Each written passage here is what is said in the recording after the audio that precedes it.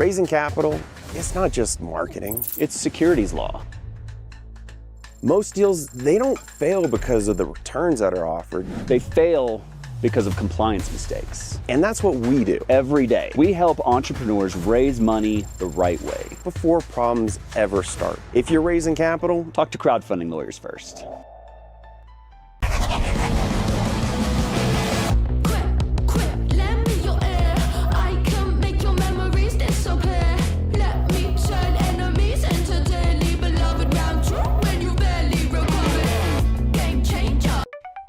Digital Niche Agency is the top investor acquisition agency. DNA has helped founders raise over 9 figures via regulated investment crowdfunding with a 3-pronged strategy using digital advertising, content marketing, and strategic outreach. Book a call today.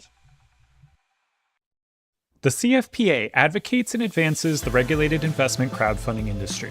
This October, join founders, investors, platforms, and policymakers in Washington, D.C. for the Regulated Investment Crowdfunding Summit. Register now at ricsummit.org.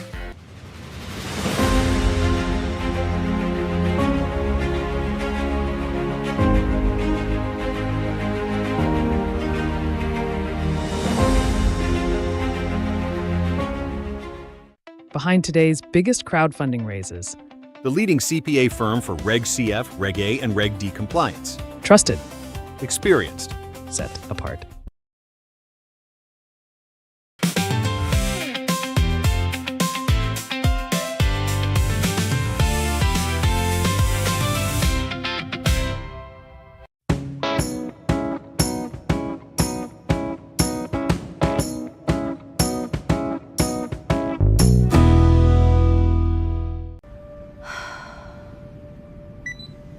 Eureka! How can I save money on a patent? That's it. Menlo Park Patents.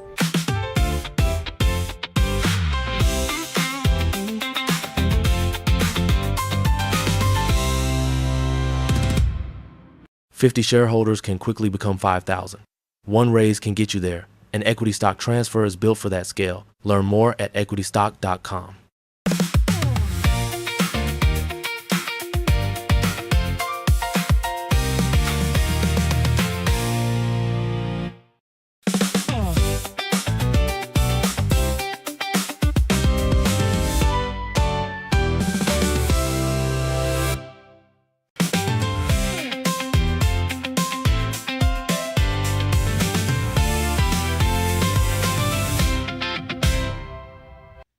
Hello, everyone. Welcome to the afternoon, evening session of SuperCrowd26 featuring Purpose Built 100, Day 2.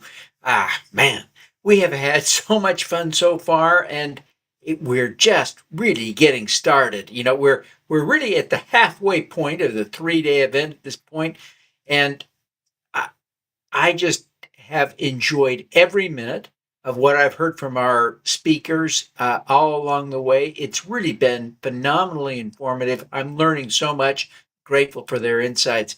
One of my very favorite people is our next speaker. Let me just tell you about Jenny Kassan. She spent the last 3 decades helping mission-driven founders raise money without giving away who they are, sticking true to their vision, mission, and purpose.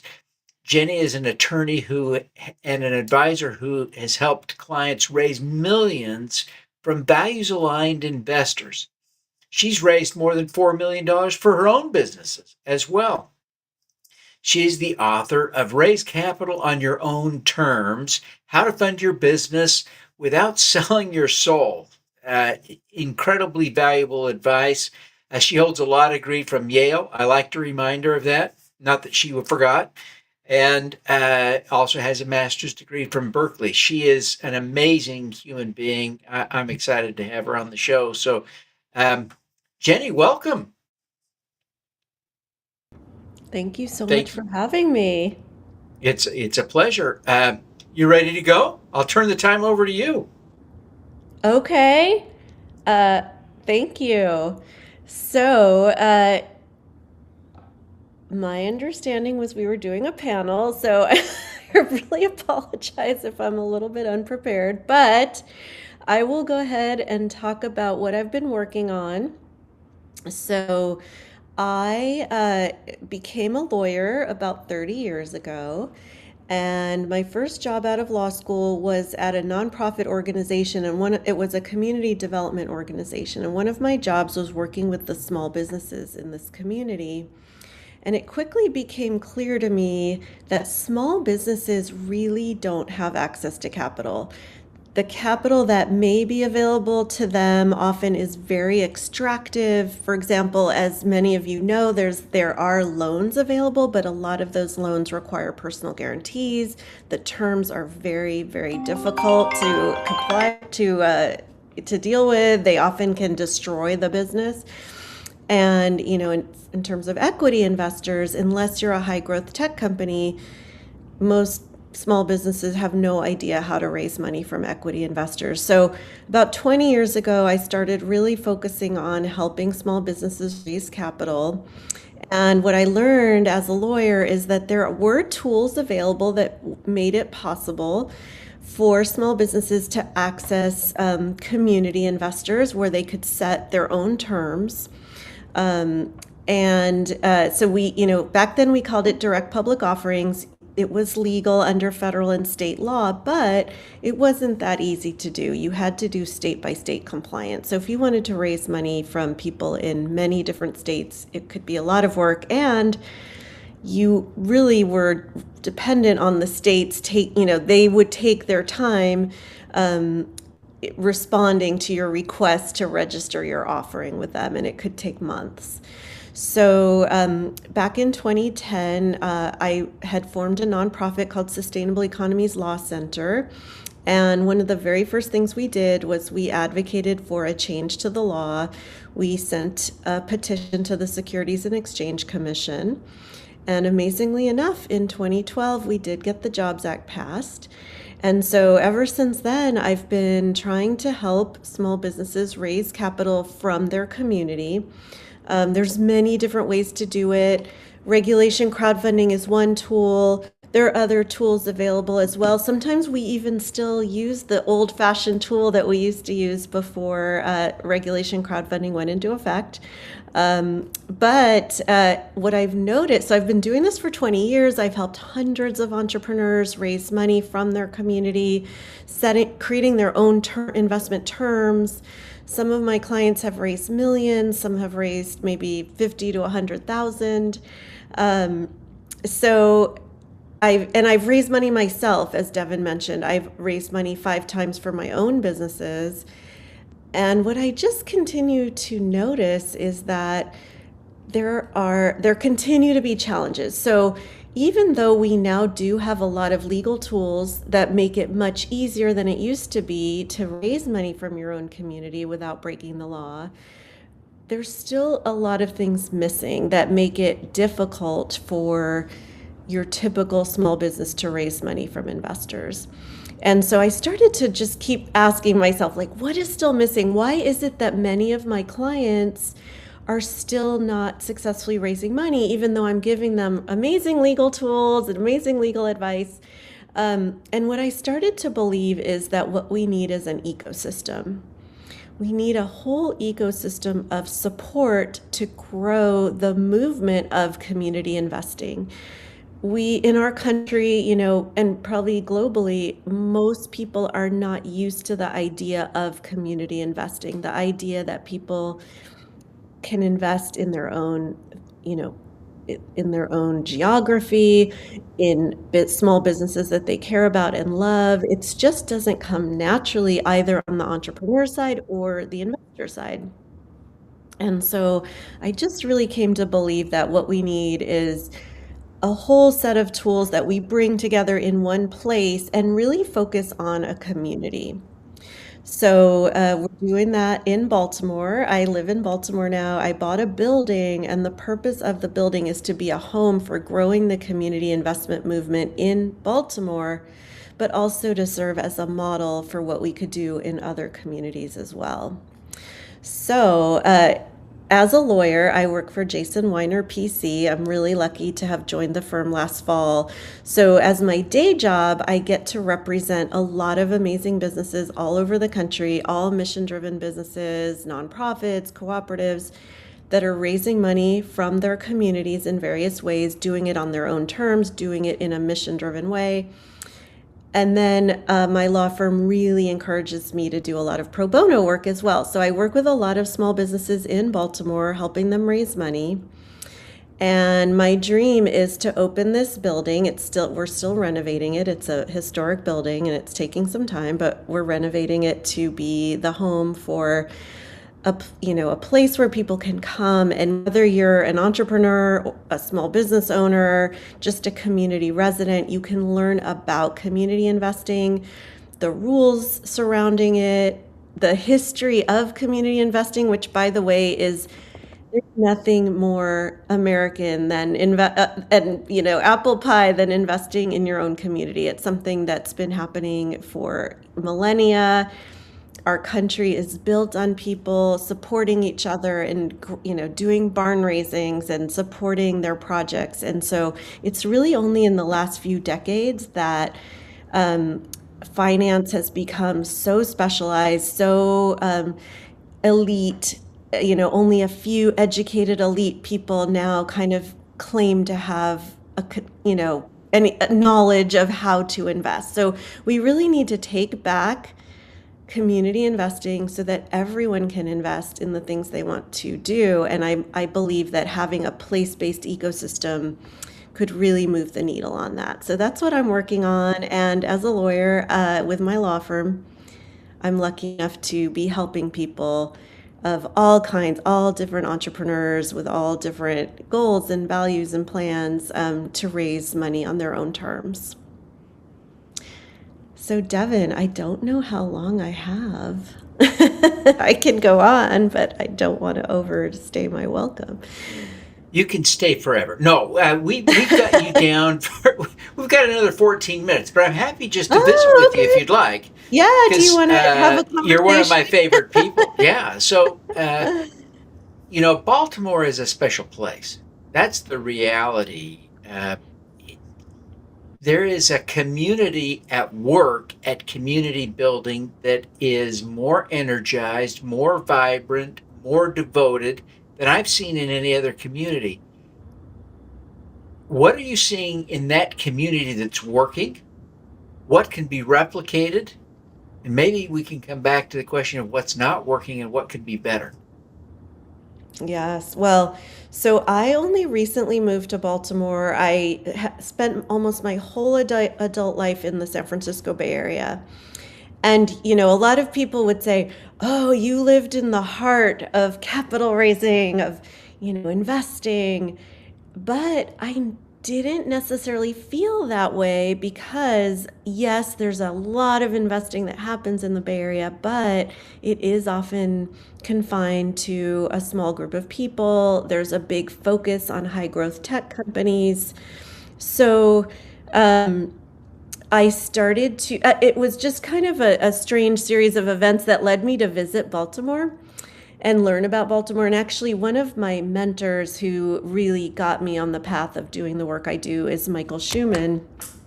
And Michael introduced me to someone named Stephanie Geller, who had started a nonprofit called Community Wealth Builders. And she is a Baltimorean. She's lived in Baltimore her whole life.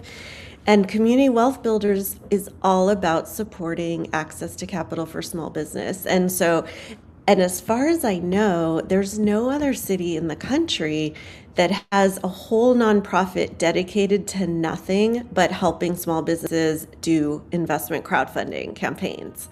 So, and she's just done an amazing job. She actually, there's these electronic billboards downtown. She gets things up on there that say, hey, did you know you could invest in your own community?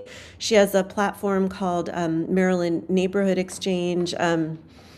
I think that's what it's called, where you can find investment opportunities. So in some way, we have an embarrassment of riches here in Baltimore, and I'm the pro bono attorney side of what she does. I support her work.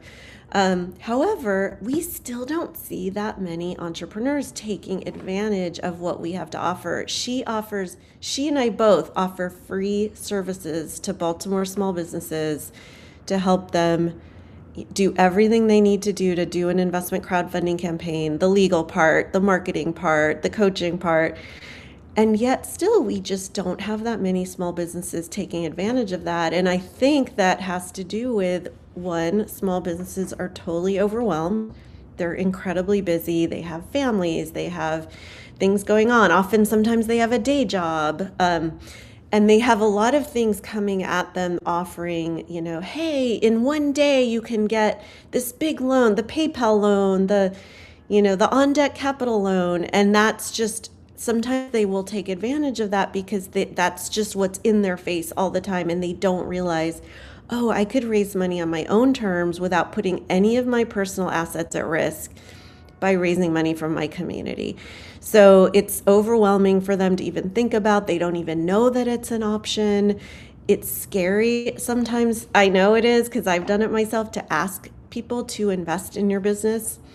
So there's just so many reasons why it just doesn't come naturally to small businesses to use this tool, which is amazing to me because it's been legal. The regulation crowdfunding has been around now for about 10 years.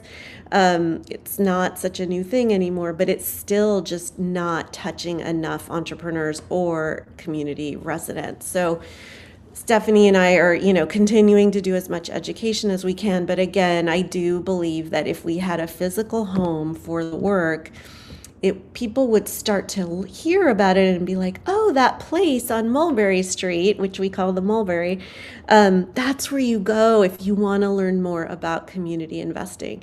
That's where you go if you want to meet other people that are interested in doing community investing, because it's way more fun to do in a group than to do it by yourself. That's where you go to learn how to do due diligence.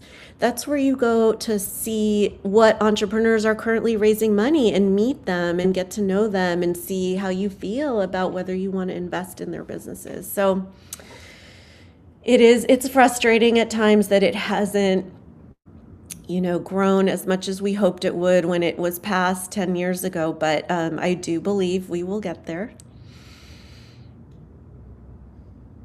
Well, I hope so too, and praying that this works, because what we see, in the town where I live, I see the same kinds of problems that have existed in Baltimore, but we don't have Stephanie Gilker, right? We don't have Jenny Kassan working in our community to help make these things right, and so I see the value of what you're talking about. If you were a doctor and had to diagnose the problem with regulation crowdfunding as to why it isn't used more, because I think, like you, I see it as brilliant and its flaws are marginal, room for improvement, but I don't get really why it isn't somewhere between 10 and 100 times more common than it is. What's your diagnosis? Yeah, as we're both board members of the Crowdfunding Professional Association, so we've given a lot of thought to what could change about it to maybe make it easier for people to use. I think one thing that I already mentioned is just the lack of knowledge, the lack of time, the fear surrounding it on the entrepreneur side, also the lack of knowledge on the investor side. But there are also some things that are difficult about the industry. So the portals, when the law first passed, a lot of people were so excited about starting portals. I actually co-founded a portal with someone who was really excited about starting a portal. And then guess what we found out? Running a regulation crowdfunding portal is very expensive and difficult because it is highly regulated, and it costs just about as much to help someone raise $5 million as it costs to help someone raise $50,000, because there's just so much compliance stuff that the portal has to deal with. And so portals that focus on smaller businesses that aren't those high growth businesses that maybe have the ability, that are trying to raise several million and, can spend quite a bit of money on a marketing campaign.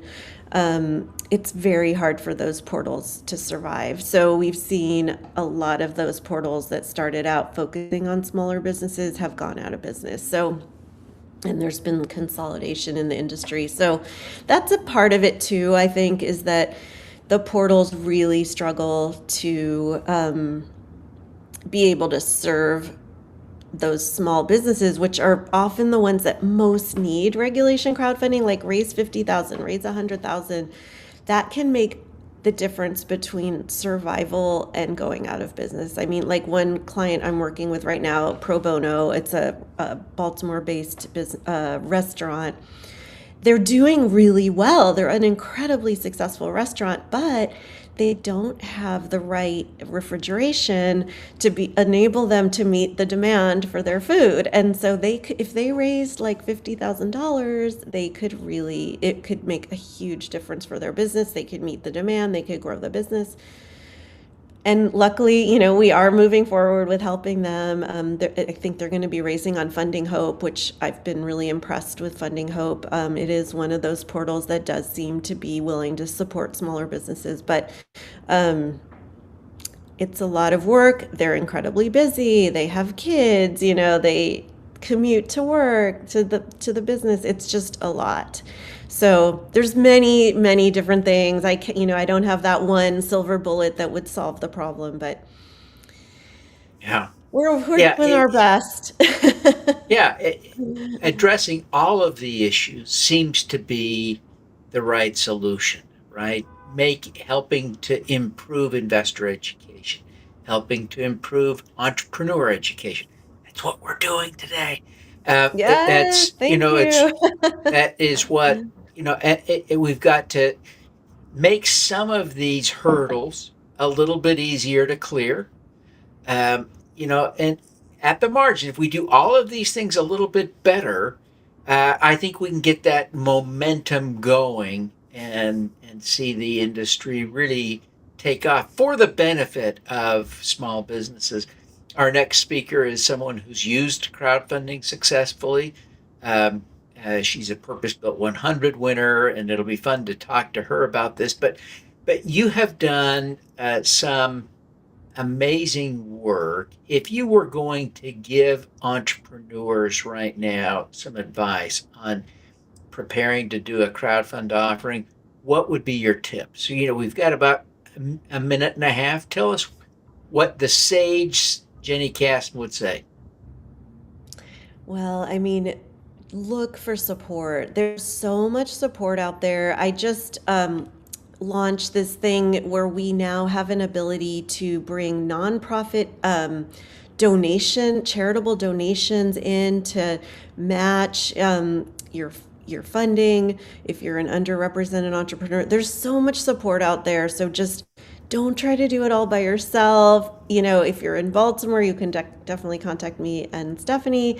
If you're not in Baltimore, you can also contact me because I do work with clients all over the country. And just look around for who's available to support you because our industry is growing. There's so many different people working in the space, coming up with new ideas for how to support small businesses doing this. Ask around, definitely attend events like this. Get involved with the Crowdfunding Professional Association also. Just learn as much as you can because it doesn't have to be difficult if you have a whole community of people supporting you. And that's the whole point, right? You're raising money from your community and you should also be getting support from your community, and people are available to do that. Yeah, great tips.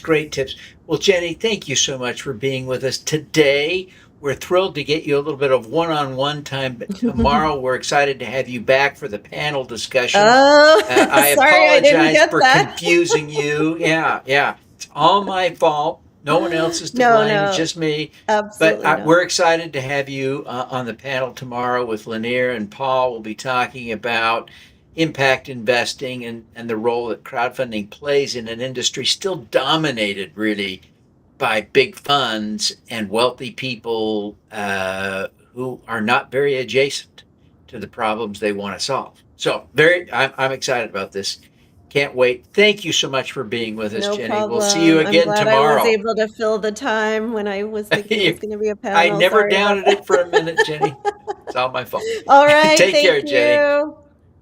All righty. I am just, good golly. I'm so fortunate to be able to introduce you to our next speaker. Ann Carlson is really an amazing entrepreneur, Purpose Built 100 winner, as I mentioned. She's doing something genuinely audacious. She's making dog food out of insect protein and winning. I mean, she's building a genuinely scalable and scaling business. She is the founder and CEO of Jiminy's, and she came to it by way of Anderson Consulting, Diageo, Del Monte, and with the startup she founded and sold along the way. Under her leadership, Jiminy's has saved over 900 million gallons of water and averted thousands of tons of greenhouse gas emissions. She has a Stevie Entrepreneur of the Year award to show for it. Please help me welcome Ann Carlson. She's a big deal. Ann, thank you so much for being here. We're thrilled to have you here today. I think you're just going to add so much to the conversation. Let's see, we got a little, I think it's just, we just got to unmute you. There we go. Okay. Well, thank you, Devin. That was a really wonderful introduction. I really appreciate it. You deserve better, but at least we got you that much. Thanks so much. I'll just let you take it away, okay, Ann? My pleasure. I'd love to get started. It actually feels a little ironic to be receiving recognition as one of the fastest growing purpose-driven companies in the country. Why do I say that? Well, because one of the biggest reasons that we started growing faster was that we stopped leading with our purpose, at least in our marketing. Jiminy's exists because of climate change. We make dog food and treats using insect protein. And one of the reasons I started the company was that I became convinced we needed a dramatically more sustainable way to feed our pets. Insect protein uses far less land and water than traditional animal proteins. That environmental opportunity was what got me into the business. It was why I care so deeply about building Jiminy's. And for a long time, I assumed it would also be the reason consumers chose us. It turns out, though, that those two things are very different.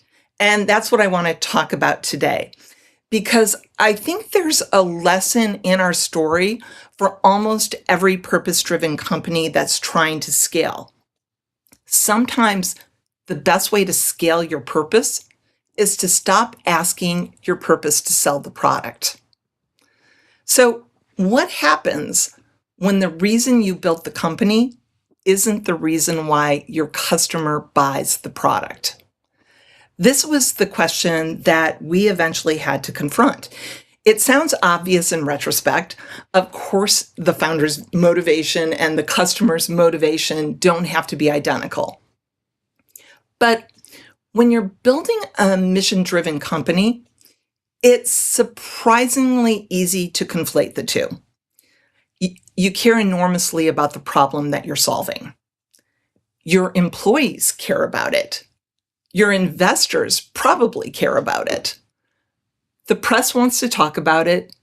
People congratulate you for tackling it. And all of that creates this very seductive feedback loop. You begin to think, people love our mission. Therefore, our mission is our value proposition. But those aren't the same thing, and we learned it the hard way. So before I get into it, let me just take you back to when I first started Jiminy's. I used to work for one of the big pet food companies, and we were acquired. As I was thinking about what I wanted to do next, I had what turned out to be a pivotal conversation with my daughter. That's her. She's older now, but I got to admit, I love this picture. So during this conversation, she told me that she didn't want to have kids. It really hit me hard. She was worried about what the world would be like by the time those kids grew up. She was talking about climate change. And as we were talking, I realized I couldn't just do a normal job after that. Building a better future for her was everything. So I started looking at the environmental impact of pet food. The numbers really bothered me. There are tens of millions of dogs in American households, and feeding them requires an enormous amount of protein. Traditionally, that protein comes from livestock. Livestock requires land, it requires water, it generates greenhouse gas emissions. In fact, according to a UCLA study, 25 to 30% of the environmental impact of meat consumption in the US is due to our dogs and cats. And now, as the population grows, we're asking the planet to produce more and more animal protein. So, as I was thinking about this problem, I saw a UN study that stated that insects could be the answer to world hunger. Insects are extraordinarily efficient at converting feed into protein. They require dramatically less land and water, and nutritionally, they're an excellent source of protein. And I remember thinking, this makes so much sense. What if we extend the idea to our pets? I think we can make nutritious food for dogs while dramatically reducing the environmental resources that are required to produce it. So that became the foundational idea behind Jiminy's. And so our early story was essentially feed your dog differently, help the planet. And it was true. It was differentiated, it was meaningful, and people liked it. There was just one problem. Liking the idea wasn't necessarily the same thing as buying the product. Now, this is a distinction I think purpose-driven companies need to pay much more attention to. There's a huge difference between what consumers admire and what actually changes their behavior. So consumers would hear the Jiminy's story and say, wow, that's so cool. I love what you're doing. What a great idea. And those reactions feel fantastic when you're an entrepreneur. But unfortunately, that's so cool isn't a line item on the P&L. We had to get someone to do something much harder. We weren't asking consumers to buy the same dog food in a recyclable bag. We were asking them to rethink what protein should look like. We were saying, how about feeding your dog bugs? That's a meaningful behavioral leap. And sustainability had to do a lot of work to overcome that unfamiliarity. Meanwhile, our consumer research and sales data were beginning to tell us something. The people who were becoming most excited about Jiminy's weren't necessarily coming to us because they wanted to lower their dog's carbon paw print. Many of them were coming because their dog had a problem. Their dog was itching. Their dog had food sensitivities. Their dog had digestive issues. They had tried different proteins, different formulas, different brands, and they were looking for something that might help. And anyone who's had a dog with a health problem knows how emotional that is. Your dog can't tell you what hurts. You see them scratching, you see them uncomfortable, and you try something. It doesn't work. You try something else. And then suddenly the decision that you're making isn't which dog food company has the sustainability credentials I most identify with. It's, can this help my dog? That's an entirely different level of urgency. And we began realizing that we'd been answering a question that the customer wasn't asking. Now, the product hadn't changed. The purpose hadn't changed. What changed was the hierarchy. We'd been communicating, start with the planet, then explain the interesting new protein, then explain why it's good for the dog. Consumers were often starting in exactly the opposite place. My dog has a problem. Could this product help? Why? Oh, it's insect protein. Interesting. And by the way, it's also dramatically better for the planet. Great. Same facts, completely different order. And that order matters a lot. So we made a strategic choice. We started moving from sustainability first to animal health first. And I want to be precise about that because this wasn't sustainability out and health in. It was health first, sustainability always. Our mission didn't change. Our sourcing philosophy didn't change. Our belief in insect protein didn't change.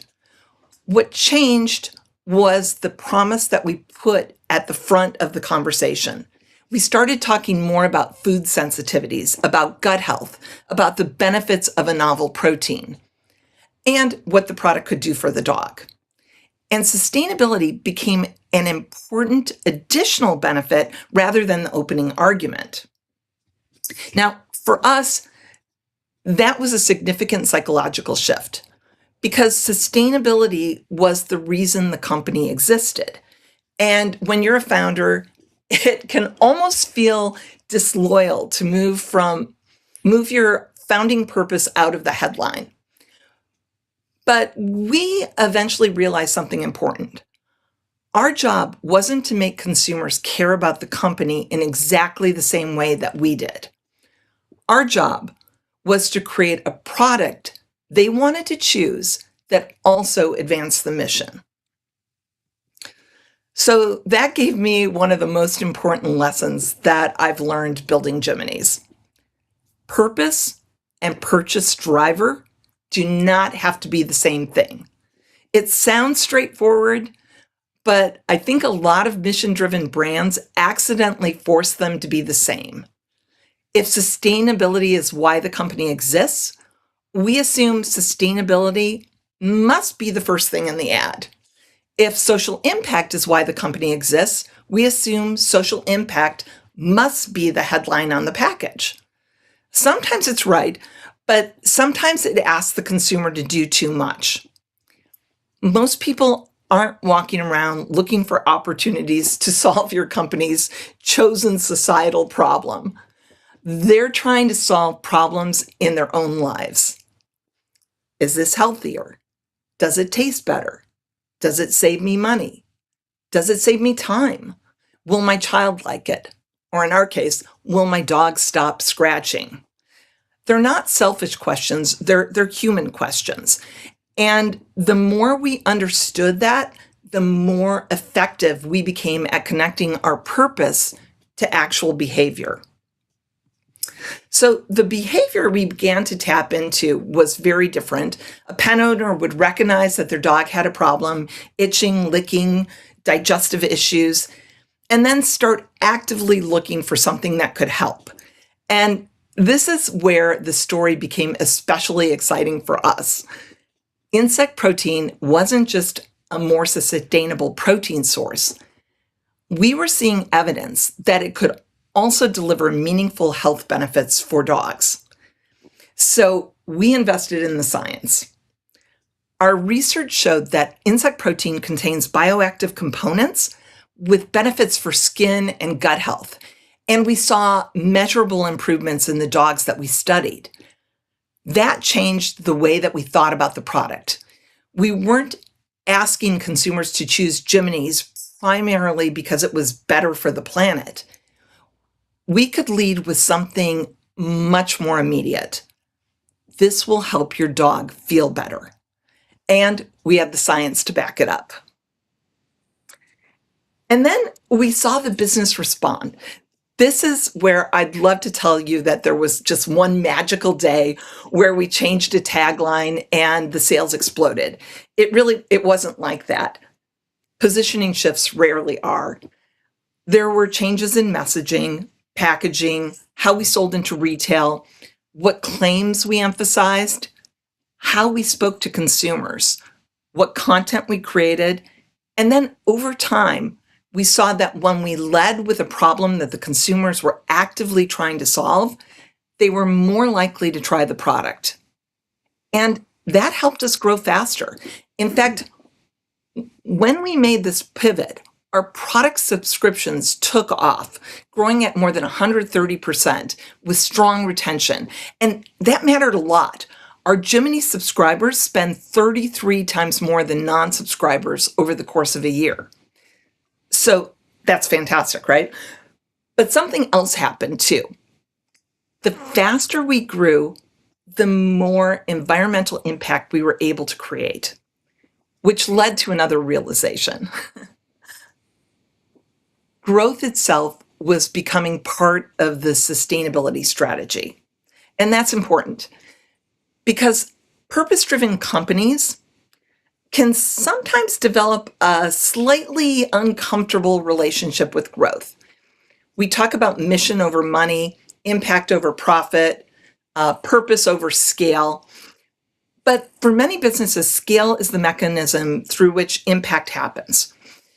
If our environmental impact comes from replacing resource-intensive proteins with insect protein, then our impact doesn't increase because more people know our sustainability story.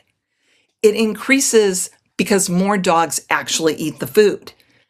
Every household that we convert matters. Every bag matters, every retailer matters, every point of distribution matters. So our equation became make the health benefit relevant enough to drive adoption, use adoption to create scale, and use scale to amplify the environmental impact. In other words, we didn't abandon our purpose in pursuit of growth. We found a more effective way for growth to serve the purpose. So if you're building a purpose-driven company, there's 3 questions I'd encourage you to ask. The first one, is our purpose actually the reason customers buy? Not do they like it, not do they agree with it, not does it perform well in consumer research when we ask them about it. Does it change behavior? There's a difference. The second question, what is the most urgent job our customer is hiring this product to do? For us, the answer increasingly became, help me take better care of my dog. That insight changed our communication. And then the third question is, are we asking sustainability to carry too much of the marketing burden? A sustainable product still has to win. It has to be better on something that people already value. Performance, health, taste, convenience, price, design, quality. Sustainability can strengthen the choice. It doesn't always have to create the choice. And this is where I think the sustainability movement has an enormous opportunity. So for years, we've often asked consumers to sacrifice, pay a little more, accept a little less convenience, change your habits, do it because it's better for the planet. And sometimes consumers will, but if we want sustainable products to reach mass adoption, I think we need to raise the bar. What if the sustainable choice isn't the virtuous alternative? What if it's simply the better product? What if it's healthier? What if it performs better? What if it's more innovative? What if consumers choose it because they want it and then discover that it's also better for the planet? That's a much more scalable proposition. Our goal at Jiminy's isn't to convince every dog owner in America to become an environmental activist. Our goal is to make a product that works so well for their dog that choosing the more sustainable protein becomes easy. So coming back around to where I started, it really is an honor for Jiminy's to be recognized as a fast-growing, purpose-driven company. But one of the biggest lessons of our growth has been understanding what purpose-driven really means. It doesn't mean the purpose has to dominate every advertisement. It doesn't mean that the customer needs to care about the mission as much as I do. And it doesn't mean sustainability has to be the first reason someone chooses us. For us, being purpose-driven means that the purpose is built into the business itself, part of the DNA. It's built into the protein we use. It's built into the products we make. It's built into the impact created every time another consumer chooses Jiminy's. We didn't change why Jiminy's exists. We just got much clearer about why our customers should care. And that distinction helped us grow. So perhaps the challenge for those of us building purpose-driven businesses isn't simply to tell the world more loudly why our mission matters. Maybe it's to build products that solve people's problems so well that our mission can scale with them. Because sometimes the best way to scale your purpose is to stop asking your purpose to sell the product. Thank you. Devin, I'll hand it back to you. Holy Toledo. I am just aghast at the value of that conversation, that presentation. And I just, my mind is racing, trying to figure out how to think better about this for our business, because I see, this couldn't have felt more relevant to me if you had handed me a bottle of water after 3 days in the desert. And I suspect that every single person who heard this was thinking exactly the same thing. And I don't know that I've ever heard anyone articulate that, period. Forget doing it as well. I've never heard that powerful insight so clearly articulate. My gosh. Blown away. It was hard learned, I'll tell you that. It really was. Yeah. Thank you for hard teaching me. I really appreciate it. My gosh. Well, Ann, thank you so much for being here. I do want to encourage you to pop into the executive lounge, via Zoom. If you need, I can give you the link here to pop right over. But it's we got people in there who would love to visit with you. And if you're watching on television and you would like to visit with Ann, go to the website, SuperCrowd26.com, buy an executive access ticket, and you can chat with Ann and a bunch of other people in there. This is a great opportunity. We're going to do a facilitated networking this evening. It's pretty casual at 9 Pacific, or 9 Eastern, 6 Pacific. So I hope everyone will check it out and have an opportunity to meet with the amazing, great people who are part of SuperCrowd. Anyway, Ann, thank you so much for being with us. I'm grateful for the insights you shared. Thank you, Devin. I appreciate everything that you do here, and I will be there tonight. All righty. Thank you so much. Take care now. Bye-bye. Bye. All righty. Brian, I want to introduce our next speaker. Our next speaker is really, our lineup has been one big deal after another. This is yet another big deal on the stage here at SuperCrowd. Our next speaker left a decade in defense and aerospace to build tools for everyday investors and has personally backed more than 230 startups. Brian Belley founded CrowdWise, acquired by Kingscrowd in 2021, where he now serves as Chief Technology Officer, powering a rating algorithm that analyzes over 300 data points on every startup. He also serves as president of the Crowdfunding Professional Association. I serve on the board there with him. I learn from him every day. He has 2 master's degrees from USC, where my son went. Go Trojans. Or no, fight on. Excuse me. I got that wrong. Forgive me. I've embarrassed myself. And it's right. I should never be allowed on campus again. And a genuine builder's instinct. Please welcome Brian Belley. Brian, let me just say before I turn the stage over to you, thank you very much for being here. We're thrilled to have you.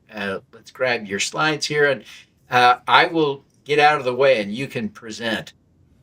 Well, thank you, Devin, and thank you for putting on SuperCrowd26 and just Purpose-Built 100. I mean, this is so meaningful. Even just, the conversation, like you said, to follow something like that is really tough. All the conversations, all the presentations have just been phenomenal. But what I'm here to talk with everyone about today is basically innovating crowdfunding. So I'm going to be talking about kind of the history of where we've been and where we might be going, and I'll share some lessons from the front lines. So whether you're an investor, a founder, a platform operator, an attorney, or anything else in between, hopefully we'll be able to get really into it today. Devin already did a great intro. So for myself, yes, I've made lots of investments. I'm very familiar with kind of the investment crowdfunding space. As my role of CTO of Kingscrowd and also president of the Crowdfunding Professional Association, this is what I do every single day. We live and breathe just the campaigns, the data, and everything else. So basically, lessons from the front lines is really quite literal for me. Basically, I've been a founder, angel and crowdfunding investor. Now I'm an operator. So hopefully bringing all of those perspectives to my talk today. So I'm going to be moving through kind of 4 different lenses in this discussion. Basically, we'll start with an American history story. We'll get into some of the hard Kingscrowd data. We'll nerd out just a little bit, not too much, so don't let that scare you off. Lessons that I've personally learned as both an investor and an operator, and possibilities for what crowdfunding could finance next. So again, no matter who you are, if you're an investor, if you're experienced founder, if you've done this before, it's your first time hearing about it, let's get into some good topics. So I'm going to be laying out the facts through both stories and hard data, as I mentioned. Basically, the history of what I'll go into. We'll kind of talk about that human aspect, the human pattern. The data is going to be keeping us honest about what's actually happening now. I'll talk about my personal lived experiences that's going to expose a little bit of what campaign pages don't always show. We'll be talking about some of the behind the scenes things like relationships, reporting difficult decisions, and we'll get into the future possibilities, which matter because this market is no longer just limited to simple stock or loans to small businesses that we'll be talking about. I want to start with a story. So in 1884, Statue of Liberty was presented as a gift to France to the US ambassador at the time. But before it arrived in 1885, the American committee that was putting the Statue of Liberty up in the United States ran out of money for the pedestal upon which to put it. So Joseph Pulitzer, a name that probably many of you are familiar with and may have recognized him, used his newspaper, which was The World at the time, to invite ordinary people to finish basically funding this pedestal. So in roughly 6 months, more than 125,000 people contributed over $100,000. That's over $3.4 million in today's dollars to complete this pedestal for the Statue of Liberty. Now, the fascinating thing is that most of those gifts were only about $1 or less. That's about $35 in today's dollars. And Pulitzer printed a lot of the donors' names, which made the participation visible and personable. This is recognizable crowdfunding, right? It had a concrete goal, small check sizes, a trusted messenger, visible momentum, and public recognition. This large group of strangers pooled together enough capital to make something exist in the world that would not have existed if it weren't for them. So in America's 250th anniversary year, I just think this story is super relevant. It's an incredible reminder that broad participation in bringing visions to reality is not necessarily new. Now, the first frontline lesson that I'll get into is that technology is changing and has been changing much faster than these human mechanics. So the Statue of Liberty campaign, perfect example, worked because the goal was tangible. Participation was accessible, progress was visible, and contributors were recognized, kind of all those essential good facts of a well-executed crowdfunding campaign. Those same forces are still driving a lot of the successful campaigns that we see today. So now we have platforms, the funding platforms, securities laws, digital payments, kind of all this technology is making the mechanism more scalable, but the funding platform itself is not creating the trust.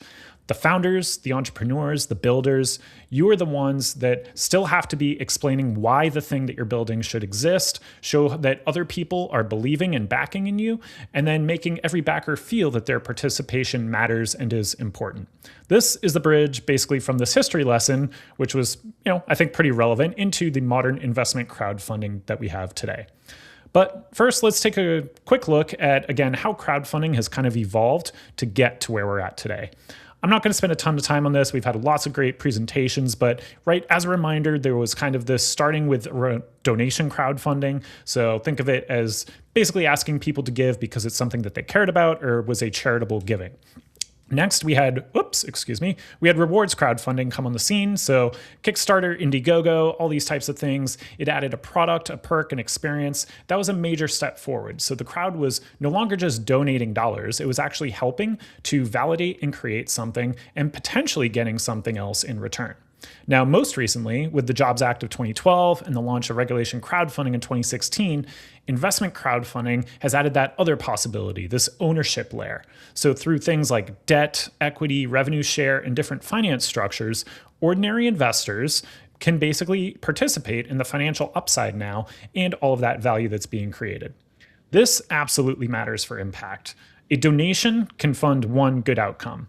However, if you make a successful investment, that return of capital that an investor can then deploy into other deals can have more impact across more opportunities.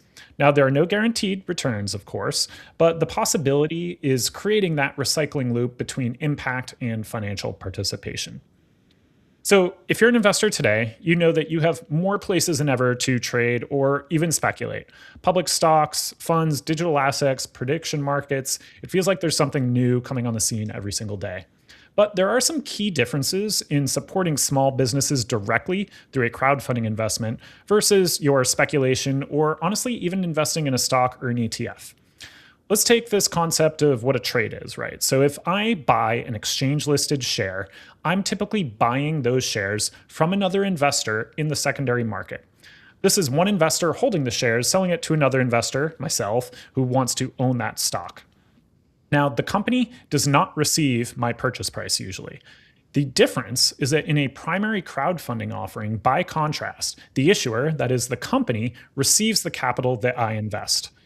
This makes that impact tangible. So that next dollar that I invest may pay for a hire. It could be tooling. It could be different investments, anything else, renovation, a new crop, all these different things. My dollars are going towards that. So most investments out there change who owns an asset. Investment crowdfunding, by contrast, changes what actually gets built. So we talk about what's getting built. Impact crowdfunding is much broader than and there's nothing wrong with these at all, stereotypical local brewery or a single venture-backed startup.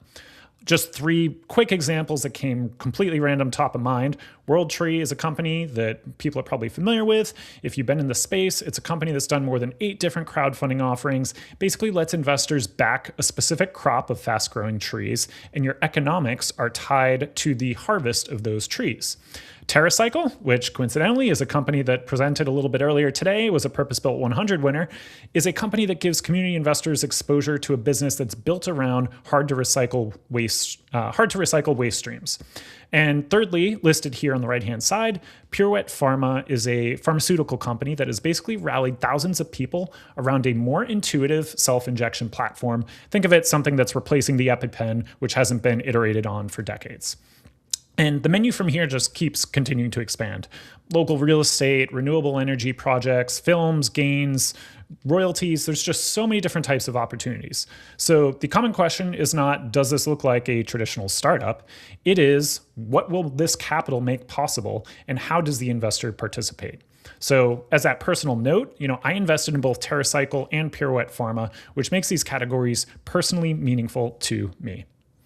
So in terms of these diverse assets and opportunities, most people hear investment crowdfunding and they picture that stock in a startup or a loan to a small or local business.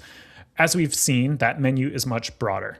There are companies like Gigastar that ties securities to future revenue advertising streams. You can invest in racehorses and fractional ownership, invest in athlete contracts. We've seen film projects and royalties, all of these different opportunities.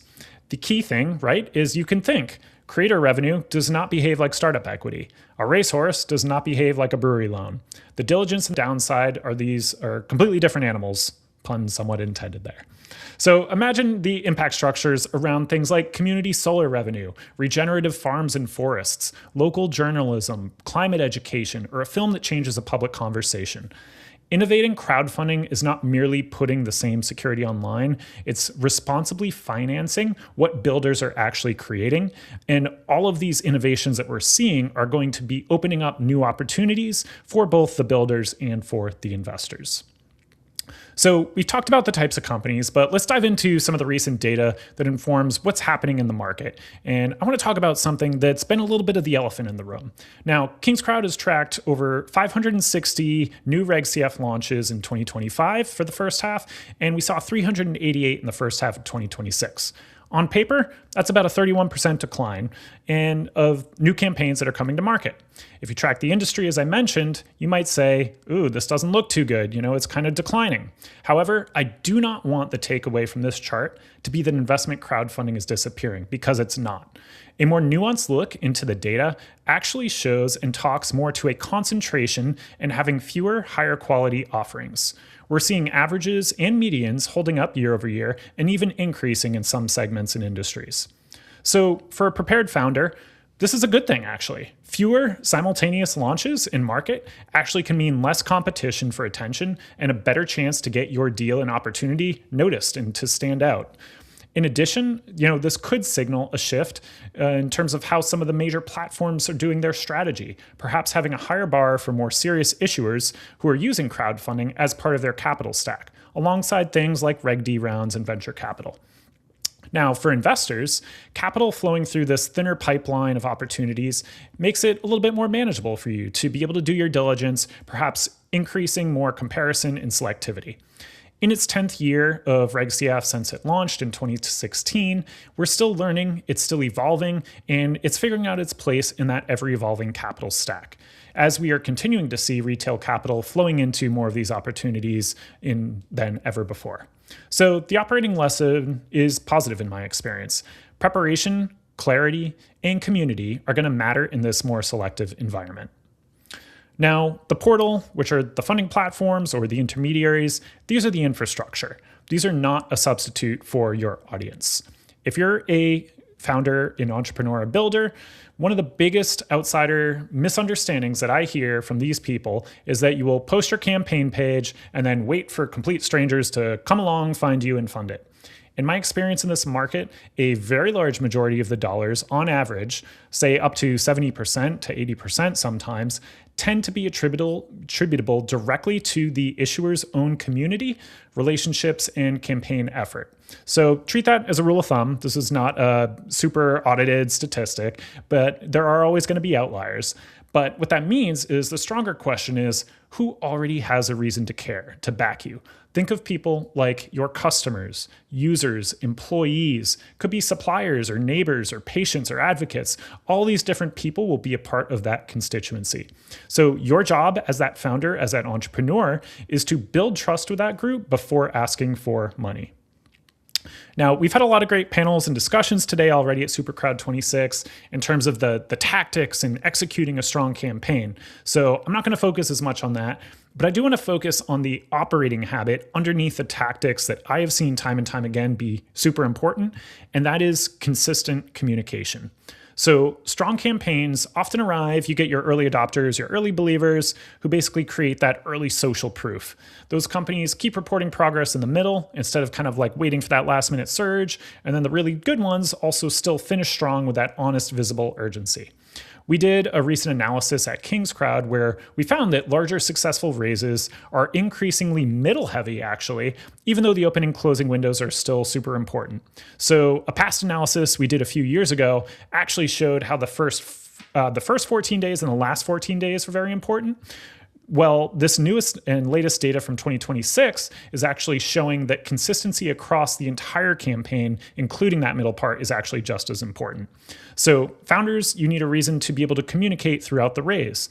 Think of things like a customer win, announcing a product milestone, investor webinars, new partners, anything like that. As an entrepreneur, you need to plan around that relationship before you plan your campaign launch. Now, if there's a major theme of 2026 so far that I've seen as my role as president of the CFPA in just different places, it's that the industry needs to be focusing more on outcomes and what happens after an investment is made. We put a lot of focus in the first 10 years for good reason on the logistics and how it worked getting to that moment of making the investment. But now we need to start focusing on what happens after you make the investment. Because like any product, if your customers, who are your investors in this case, have a bad experience, they are not going to be coming back. They're not going to become repeat investors. So many founders basically treat the closing wire and funds disbursement as the finish line, right? In reality, this is the starting line for your investor relations. Your investors have given you the capital, the attention, the reputation. They want to see your business hit milestones. Many will stick with you through delays and difficult periods as long as you are communicating and being candid and consistent. So the key point is updates do not only and should not only appear the next time you need a check. You need to be explaining what's happening, giving quarterly updates, what changed, what you've learned, and what's coming next. Give those investors a useful way to help, whether that's through referrals, customer introductions, hiring leads, product feedback, or just amplification, because those people are invested in you. They want you to succeed. If you treat the crowd as this one-off transaction, you're going to have to rebuild the trust every single round. But if you treat it more as a relationship and building it over time, that community will become an asset that compounds over time. So I ran a quick analysis last week, and just to double down on that point, this analysis frankly surprised even me. And I look at the data every single day, honestly, even on nights and weekends, because that's what we do at Kingscrowd. We love the data. But we ran an analysis, and in our Kingscrowd tracks all of the funding rounds that have happened online for regulation crowdfunding, Regulation A. And when we looked at an all-time snapshot of all the funds raised under regulation crowdfunding, we saw that repeat issuers, so these are companies that didn't raise just once, but maybe came back a second, a third, or even a fourth or more time, they represented just 15% of all issuers, but they accounted for nearly 1/3 of all campaigns and more than 53% of all dollars raised. So to me, this is the clearest evidence for why the post-close relationship as a founder, as an entrepreneur matters. It's that over half of the capital that's being raised since all time under regulation crowdfunding has come from these repeat issuers. So this does not prove the same individuals are coming back and returning in every case, but it does prove that using this as a repeat capital raising channel and having more than half of all Reg CF capital ever raised is significant.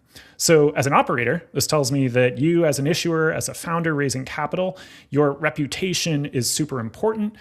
Investor familiarity, nurturing your audience, all of these things can lower that trust burden in subsequent rounds and help to keep you more successful moving forward.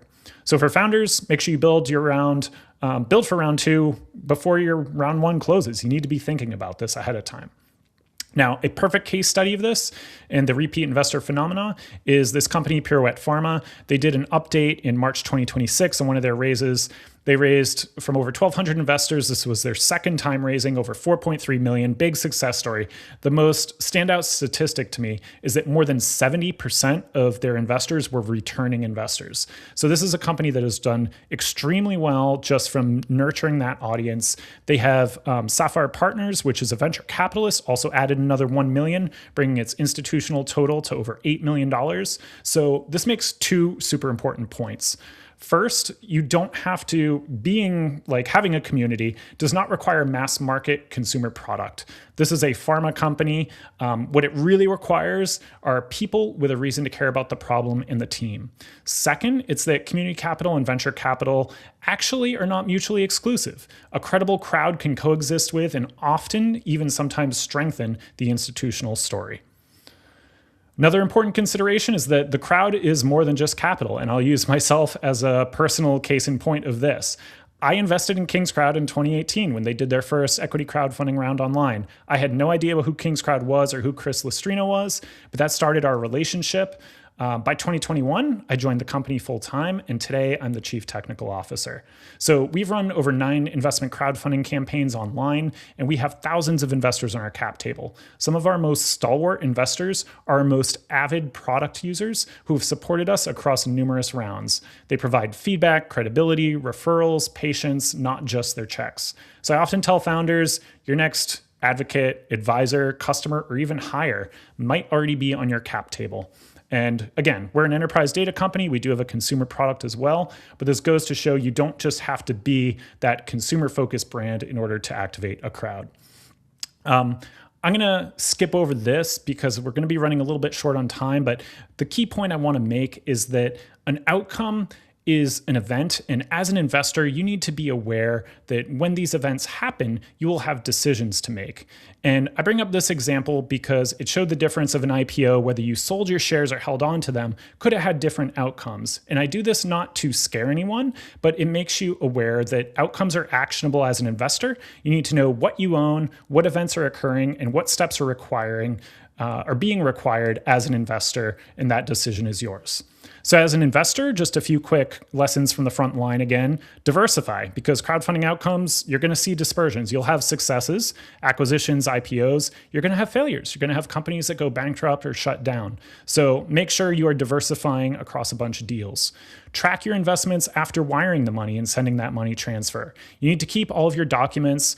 Honestly, taxes are usually an afterthought, but the losses, distributions, and gains, these are all things you're going to need for your taxes later on. Now, you should be consulting with your qualified tax advisor, your professional for your situations, but you need to be keeping track of all those documents, and knowing that ahead of time will save you a lot of trouble later on. Lastly, as I mentioned, deciding. So when an event occurs, you may have a shutdown, it gets acquired, an IPO. It doesn't end there. You might have a decision. Do you need to do a transfer? Do you need to make an election, fill out a form, put in a sell order? All these different things. And last but not least, think about that recycling your funds. So a successful realized gain can become that capital for your next impact investment, which is, again, one of the most powerful features of crowdfunding. I'm going to just get to the end here. So what we are doing in building this and helping to build the future is that we are an all-volunteer organization, the Crowdfunding Professional Association, and to build an industry like this takes a lot of work and a lot of help. So if you're interested in joining, you can join us. Head over to cfpa.org. We are really taking all of this hard work from our volunteers and turning real pain points into education, best practices, comment letters, and conversations. We even have an annual summit coming up this fall in Washington, D.C., so please head over there if you'd like to join us. So just to wrap things up, we'll return to the Statue of Liberty, right? It helped fund this pedestal that made one enormous public symbol possible. Today, the crowd can fund so many different assets, from forestry assets, recycling companies, medical devices, everything else we've talked about. Tomorrow, more creative securities, better data, thoughtful regulation, AI leveraged teams are going to make more categories of impact practical. But again, human mechanics have not changed. The crowd still needs a reason to care. The founders still need to earn that trust before the round and maintain it afterward. And investors need to understand what they own, diversify, follow the company, and act when an outcome creates a decision. So that's a frontline lesson.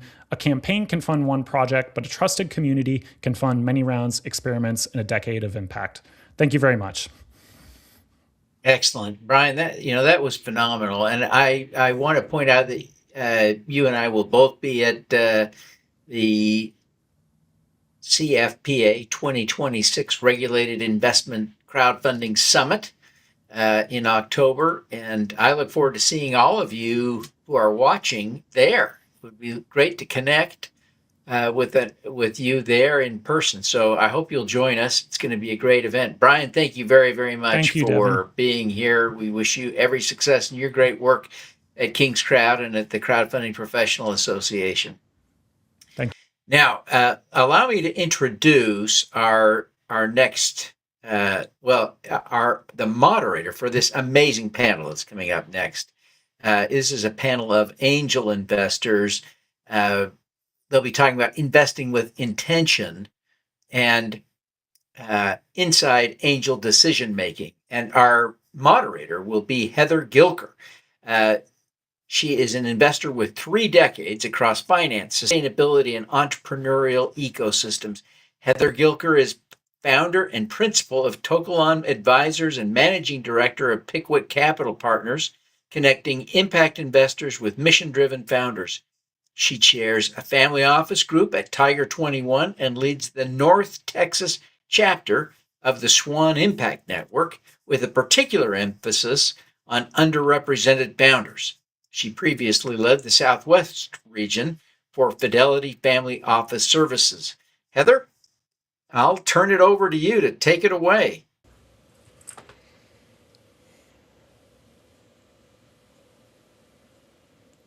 Whoops. There we go. Go ahead, Heather.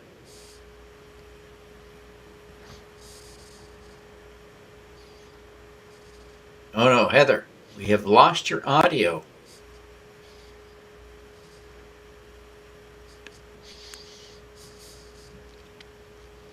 You may have to click on it's there.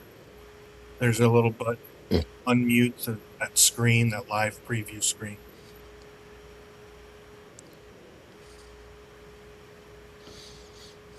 Heather, I'm sorry, we can't hear you. Can you hear us? Okay, we're not hearing you. I'm not sure what the cause of that is. But let me suggest that we go around the room while Heather and I work on that. And let me suggest that Karen, Annarie, David, and Tom introduce themselves in that order while Heather and I work on technical problems. Go ahead, Karen.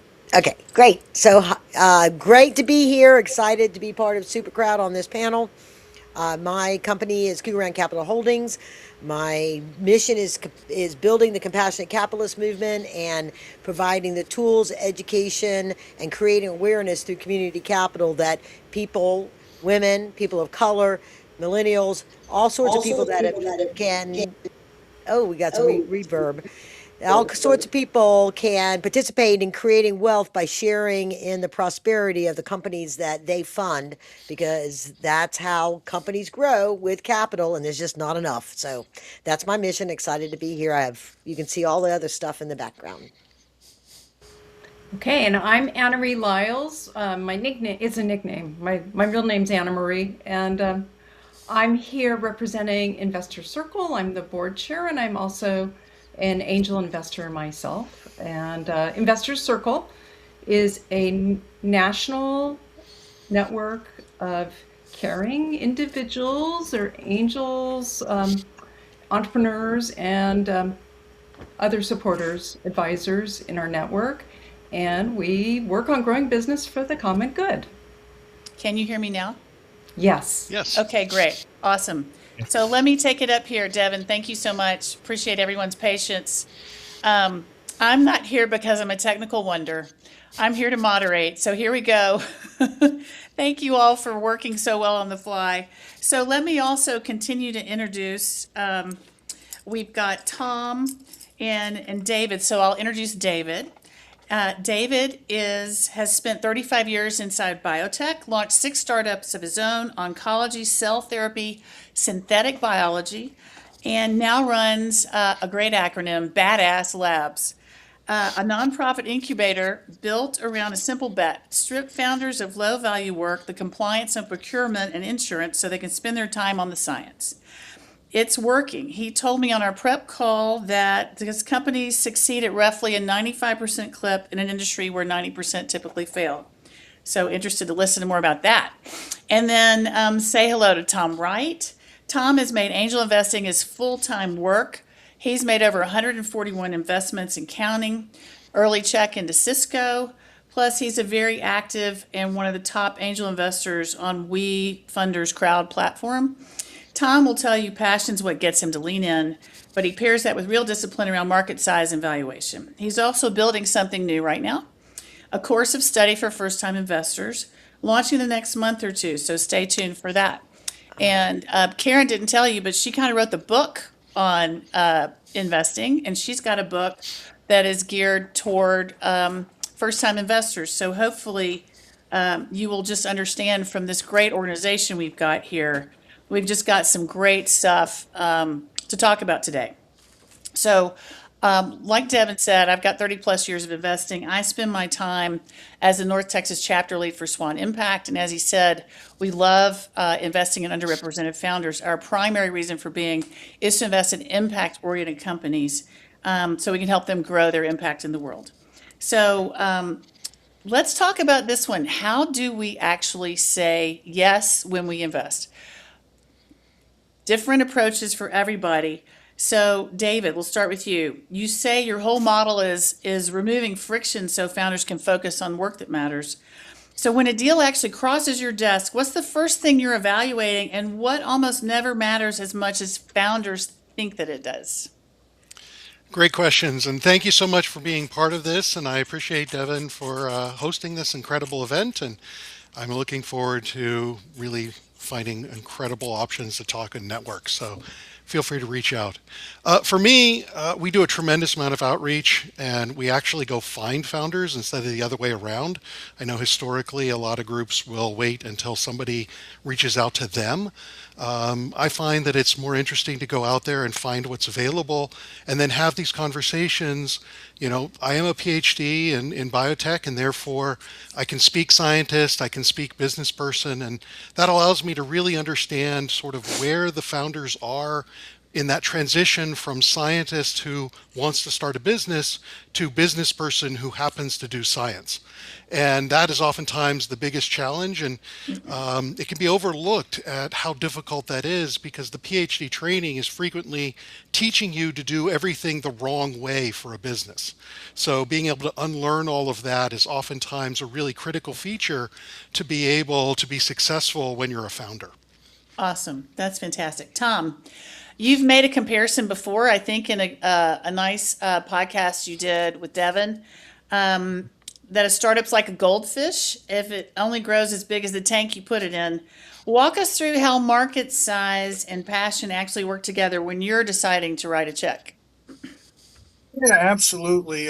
TAM is the first thing, one of the first things I look at.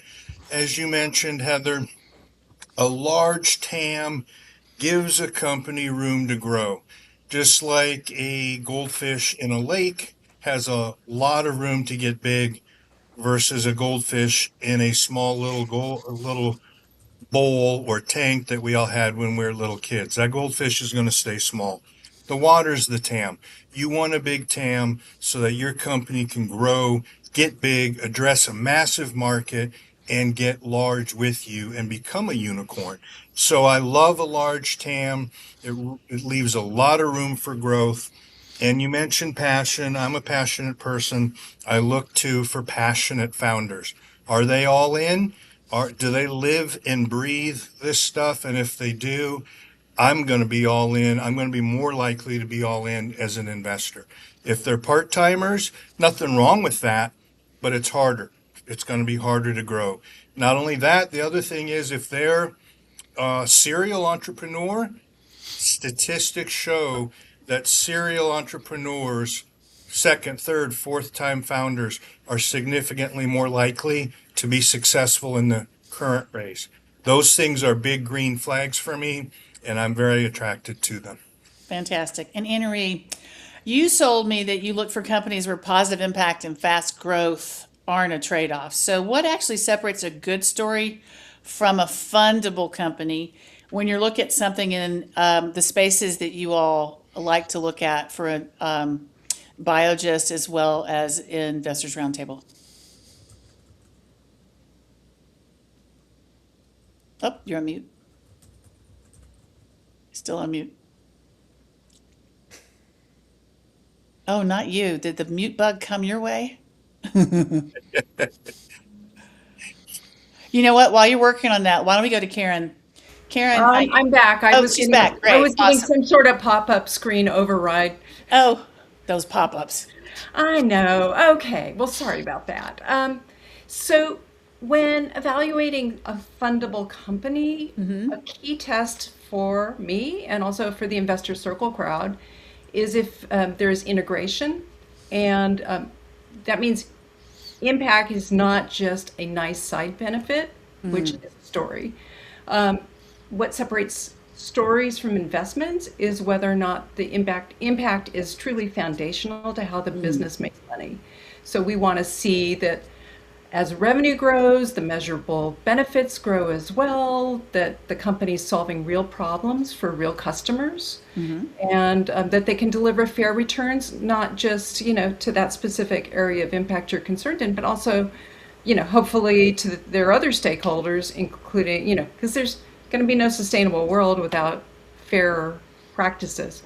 So a concrete example is a company, it's an Investor Circle company that some of us invested in. It's called Parcel Health. Okay. It makes recyclable pill bottles out of paper. at a similar cost as the ubiquitous plastic ones that can't be recycled, those little orange ones. Yeah.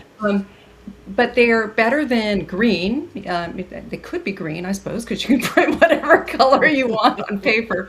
They have better thermal properties, and they give pharmacies valuable branding space, or somewhere where they can put written instructions on the paper bottle. So the environmental benefit isn't separate from the business value, and that's one of the things we like to look for. Love it. And we share that value in common with you at Swan Impact. So Karen, you've spent your career translating capital markets for founders who've never raised a dollar before. What's the thing a strong founder shows you that a lot of first-timers don't even think to bring? We've got some founders listening in. Well, numbers. Let me explain.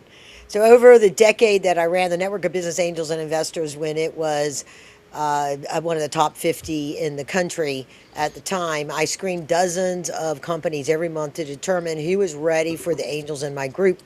And I've incorporated this as a reg flag checklist training that's part of the digital training platform that I offer to new crowdfund and angel investors to learn how to be confident and competent at this type of investing. And the numbers tell the story. So I look at the level of sophistication that their forecasts bring to tell this number. Do they know who their customer is? Do they know how much to build, how they're going to sell it, what's going to be the cost of manufacturing it or delivering it? Do they know what customers want to pay for it? Do they know what their sales cycle is? Do they know how they're going to market it and the cost of doing that? Do they know what kind of team they're going to build? I've had companies that come and they'll just guess on this stuff without doing any kind of research, and they'll end up having, there'll be a $50 million company with the same 5 people they started it out with 5 years at the beginning, right? And I look at that and I'm like, you have no idea what you're going to do, and therefore you don't have any idea how much capital you're going to need to get to the point that you can be generating revenue so that you prepare for the next round. And what is the series of it? Because you really have to understand your numbers to understand, is it even worth being in business? Is this going to pay you more than a day job? And what is it going to take to scale to get to an exit? Because investors always want to know, what is the exit? Is it just something that they're dreaming about and they don't really have anything? And they're just like, I had a guy one time that came to me because he thought he worked in a restaurant. I'm sorry. He hated that people left their gum on the plate. And so he was going to build a company and wanted to raise capital for putting containers on the table that had a piece of paper in it with advertising on it, he would sell the advertising on these pieces of paper so people would put their gum in it instead of on the plate. And I'm like, do you really think there's a market? Who's going to buy that? And so, it's always about the numbers, and the numbers tell the story. The business plan is the narrative of the numbers that explains the numbers, and the pitch deck is the visual that tells that story in a way that's easy to understand. Great. All right. That's awesome. So let's move on to our next round. And we're trying to do this. We're trying to cover a bunch of stuff for everybody. And we've got 4 people. So next, we want to talk about angel investing and crowdfunding. Different roads, same founder. It's possible that a founder could get capital from both. So Tom, you've built real credibility on both sides of this. You're one of the most active individual investors and on WeFunder, and you've also write traditional angel checks. So what's actually different about evaluating a deal for a Reg CF crowdfunding raise versus a straight angel investment?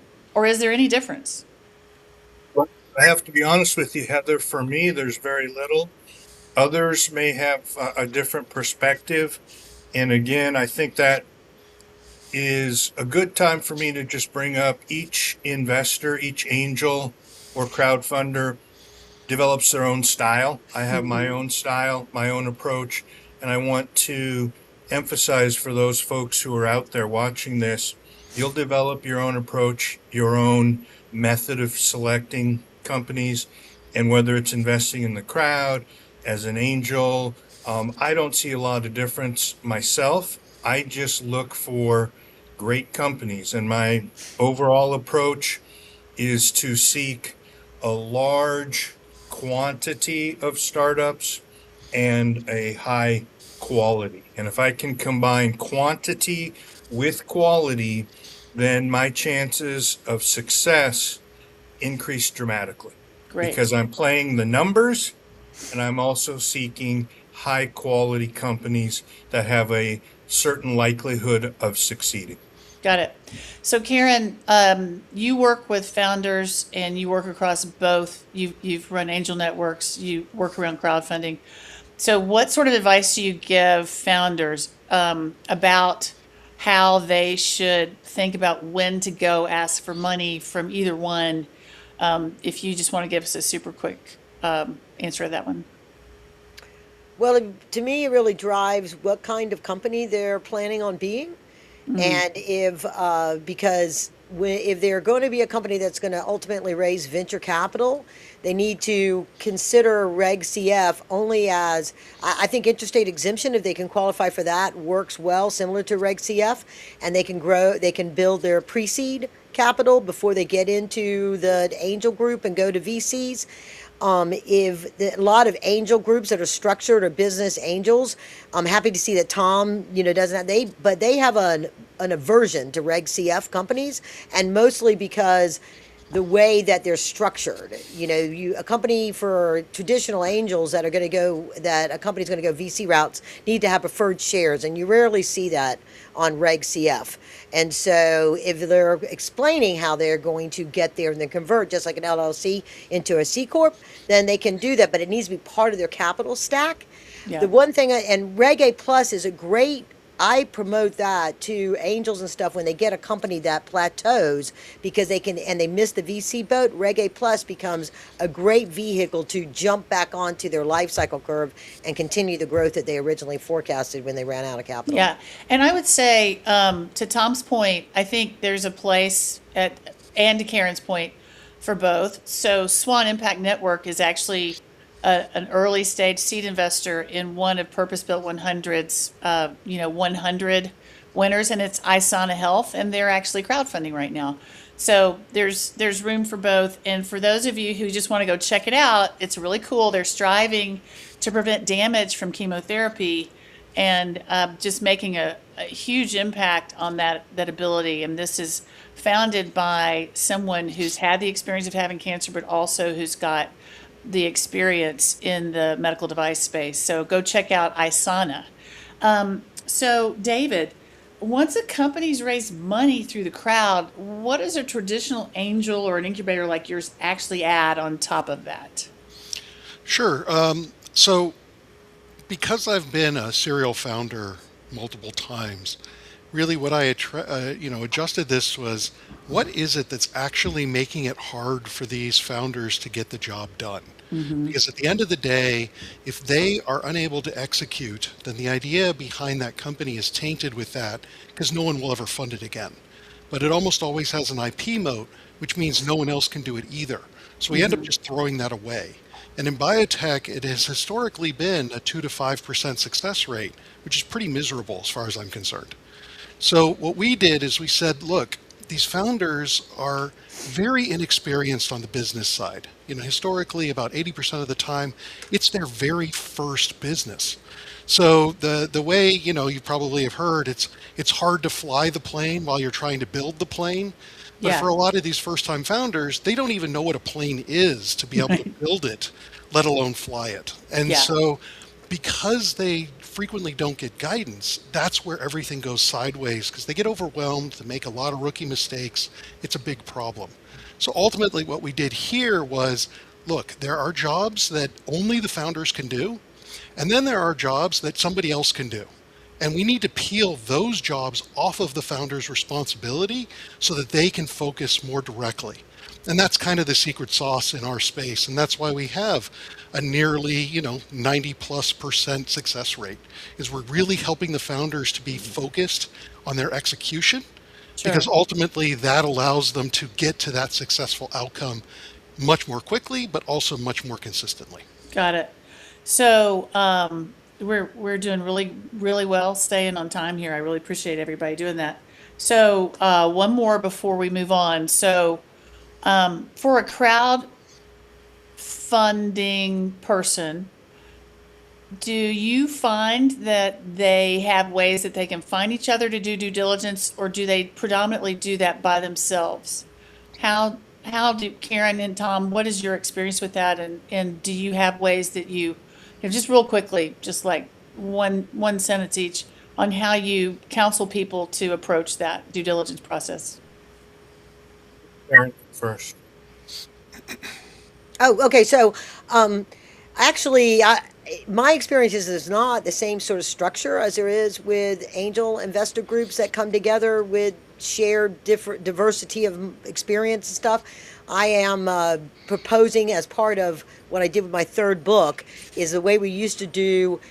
You used to hear about investor clubs for public stocks. That communities, almost like a book club, come together. Oh, yeah.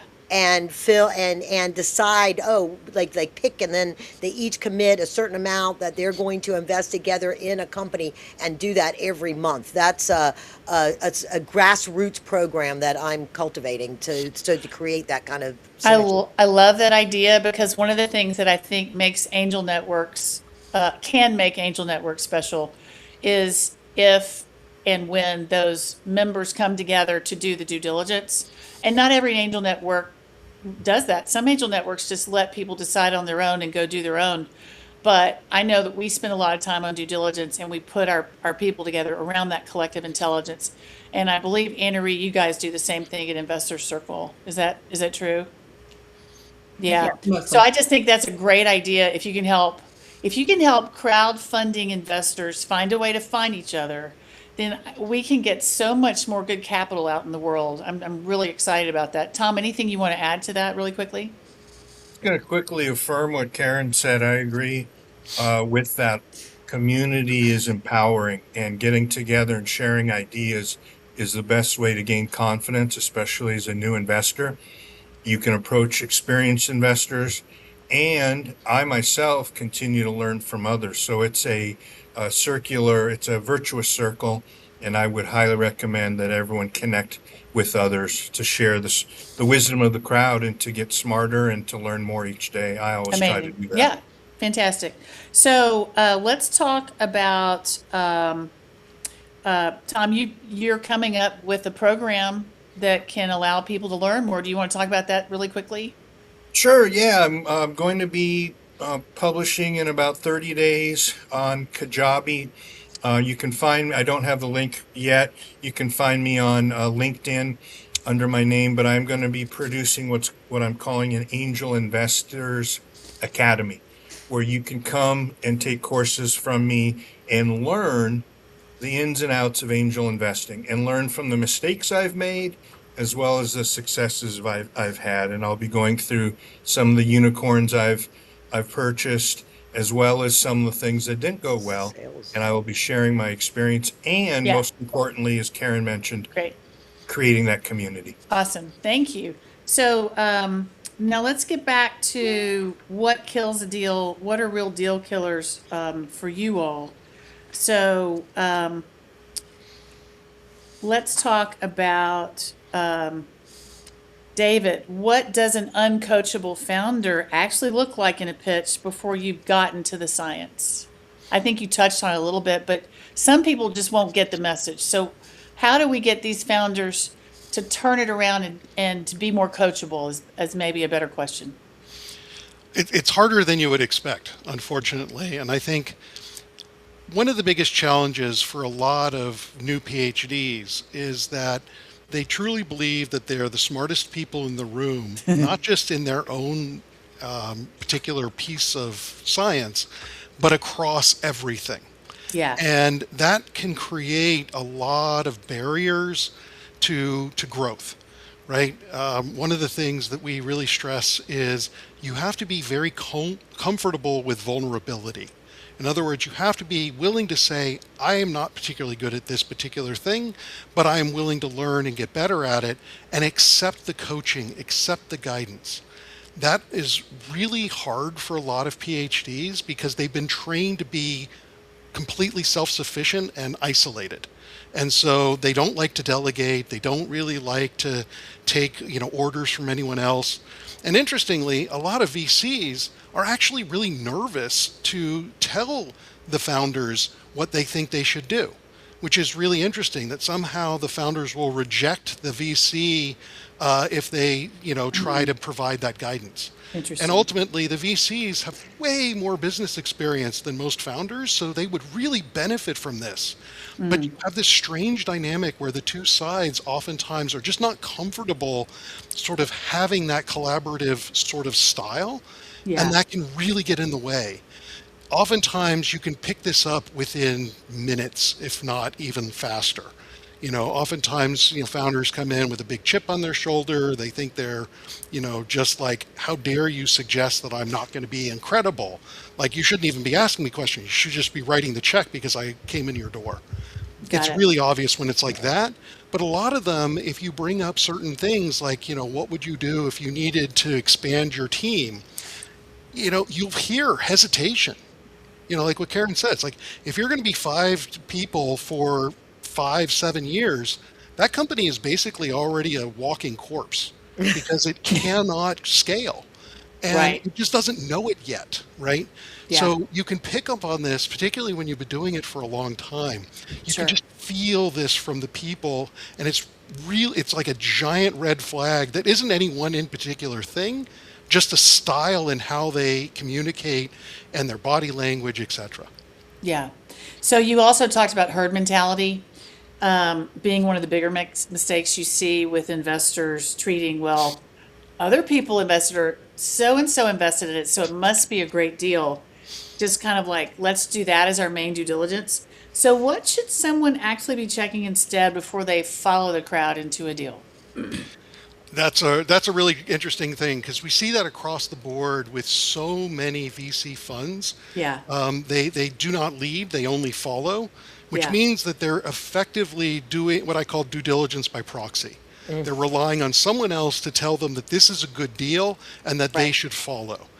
That gets people into trouble really, really fast because then they can get caught in the froth of the new shiny thing. And we've seen this repeatedly throughout history where we've had a huge amount of money flowing into some new thing that promises the world that it does certain things really well. It does some things okay, but it really doesn't affect most of the rest. And so you see this massive haircut because people didn't really look underneath the hood to see, is this going to work? And I call it the Theranos effect, right? Kissinger invested in Theranos. Well, he's really smart. We should do it too. And that was, in some cases, literally the only amount of effort that they put into it. That's a problem. Because then really good deals oftentimes get lost because they can't compete with this super flashy, I call it the crow mentality, right? You're focused on the shiny thing, not necessarily the utility of the thing. And that can be really problematic on both sides of the deal. So, and Annarie, what about you? What are some deal killers for you? Besides, obviously, you're looking for impact, but after you cross that barrier, and you decided there is impact here, it is foundational, what are the things that have killed the deal for you and made you step back and say, this is either not the right time or we're going to pass? Yeah, and I'm not going to repeat some of the previous good thoughts that came up. Let me add that a realistic path to profitability and a credible vision for how they're going to return money to the investor. And like just saying it's going to IPO doesn't cut it. Like we don't believe that. And I want a pony. Yeah. I mean, maybe every once in a while, but that's mostly not how it's going to turn out. And with impact, that's often not the best return. I mean, not the best idea anyway. Yeah. We'd like to see metrics that are, actual metrics about how they're going to track the impact. As Karen said, it's nice to see the numbers. And deals, of course, get done at the speed of trust. So after a good pitch, good founders create touch points, and they're really good about coming back, and they can set up Q&A sessions and deal rooms and regular updates. They're transparent about valuations and terms, and they're honest. At the first whiff of dishonesty, we're running for the hills. Fast. So that's definitely a deal breaker. So for sure. And one other thing is we like to see some resilience, because the going gets hard very often. You know, these entrepreneurs, impact entrepreneurs, are trying to solve real problems. Sometimes they're going to hit regulation. Like I had one company I invested in that was trying to bring a non-toxic insect and tick, mosquito and tick repellent to market, and the EPA hadn't approved one for 30 years. So there were huge hurdles just for the EPA to figure out how to even do this. And so you need to see that resilience, and the entrepreneurs, they're in it for the right reasons, and they're stubborn in the best way. Yeah. And you, Karen, what's a deal killer for you? Well, we've been talking about valuation. It's when they say, my lawyer said my patent's worth this much, and so my company is worth this much, right? And I tell them, a patent is a piece of paper and an approval of something that is novel. It does not make a company. You have to build a company, and the patent is a barrier to competition. Once you're in the market, to protect your market share. It doesn't earn you market. It doesn't earn you customers. How you implement what you're doing is what does that. So that's probably one where they're like, and they'll, they too high of the valuation to start. So getting to the point of where they can raise capital on that becomes really, they have to plan out their cap table for all the different rounds and have enough shares and plan for the dilution and the change of value as they go through, and just not start too high. Absolutely. Yeah, cap tables that are messy can really be a deal killer. Tom, one quick one from you. Deal killer for you. Okay, that's a hard question for me to answer, Heather, only because my methods are somewhat unconventional. I look for reasons to invest in companies rather than reasons not to. So I tend to cast a wide net. But if there's one, I would say a recent startup I looked at, I'm not going to say who it was. I chose not to invest because the pitch deck was all about the founder and how great the founder was or is, and only maybe 25% about the company. I want to see the opposite. I want to see the focus on the company, not the founder. I want to know about the founder, but I don't want him or her to be the focus. Sure. Great. Thank you. So, the tagline on this whole panel was about investing with intention. So let's spend some time on it. So when you hear the phrase investing with intention, what does it actually mean to you day to day, and not just as a tagline? So, so Annarie, would you like to start here? I want to give you more room, since you think about this from the inside every day with Investor Circle and BioGist, and there's an impact theme here. Okay, great, thank you. I think one thing we've been thinking about a lot is that angel investing has been an exclusive club for a long time, and that's not necessarily working well for the investors, and certainly not for the entrepreneurs, at least in these current times. So we're and particularly when we're trying to force all the companies into the same mold, and the same deal structures. Yeah. The VC model often doesn't work for impact startups.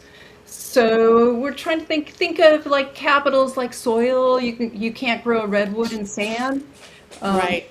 You need the right mix. So we're trying to think about how we can mix that up. What are the right ingredients to create a really good capital stack? Yeah. With probably not just angels. Angels don't always mix well with venture capital, or the outcome isn't so good for angels sometimes. Yeah. We're thinking about collaborating with Catacap, which is a platform that does donor advised fund type investing. So mixing in philanthropic dollars as compost. So we're looking for capital that enriches the whole ecosystem without, and we'd like to see a financial return, of course. Sure. Yeah. So we're trying to expand from a niche little garden group into more of a collaborative ecosystem, expanding the ecological analogy. Yeah. Because, one other issue is that impact investors often they can have a very hyper-specific focus for what they think the right impact flavor is for them. And that makes it very hard. And if they're just spread all over the country, that can make it really hard for entrepreneurs to find their people who care about their solution. So we're experimenting a little bit. We're encouraging entrepreneurs to raise in parallel the crowd and angels. We're running a student boot camp and for future investors, and just trying a bunch of things. That's great. I appreciate that. And also, building on what you said, the word collaborative, I think one of the things that's harder is angel networks need to spend more time connecting to each other.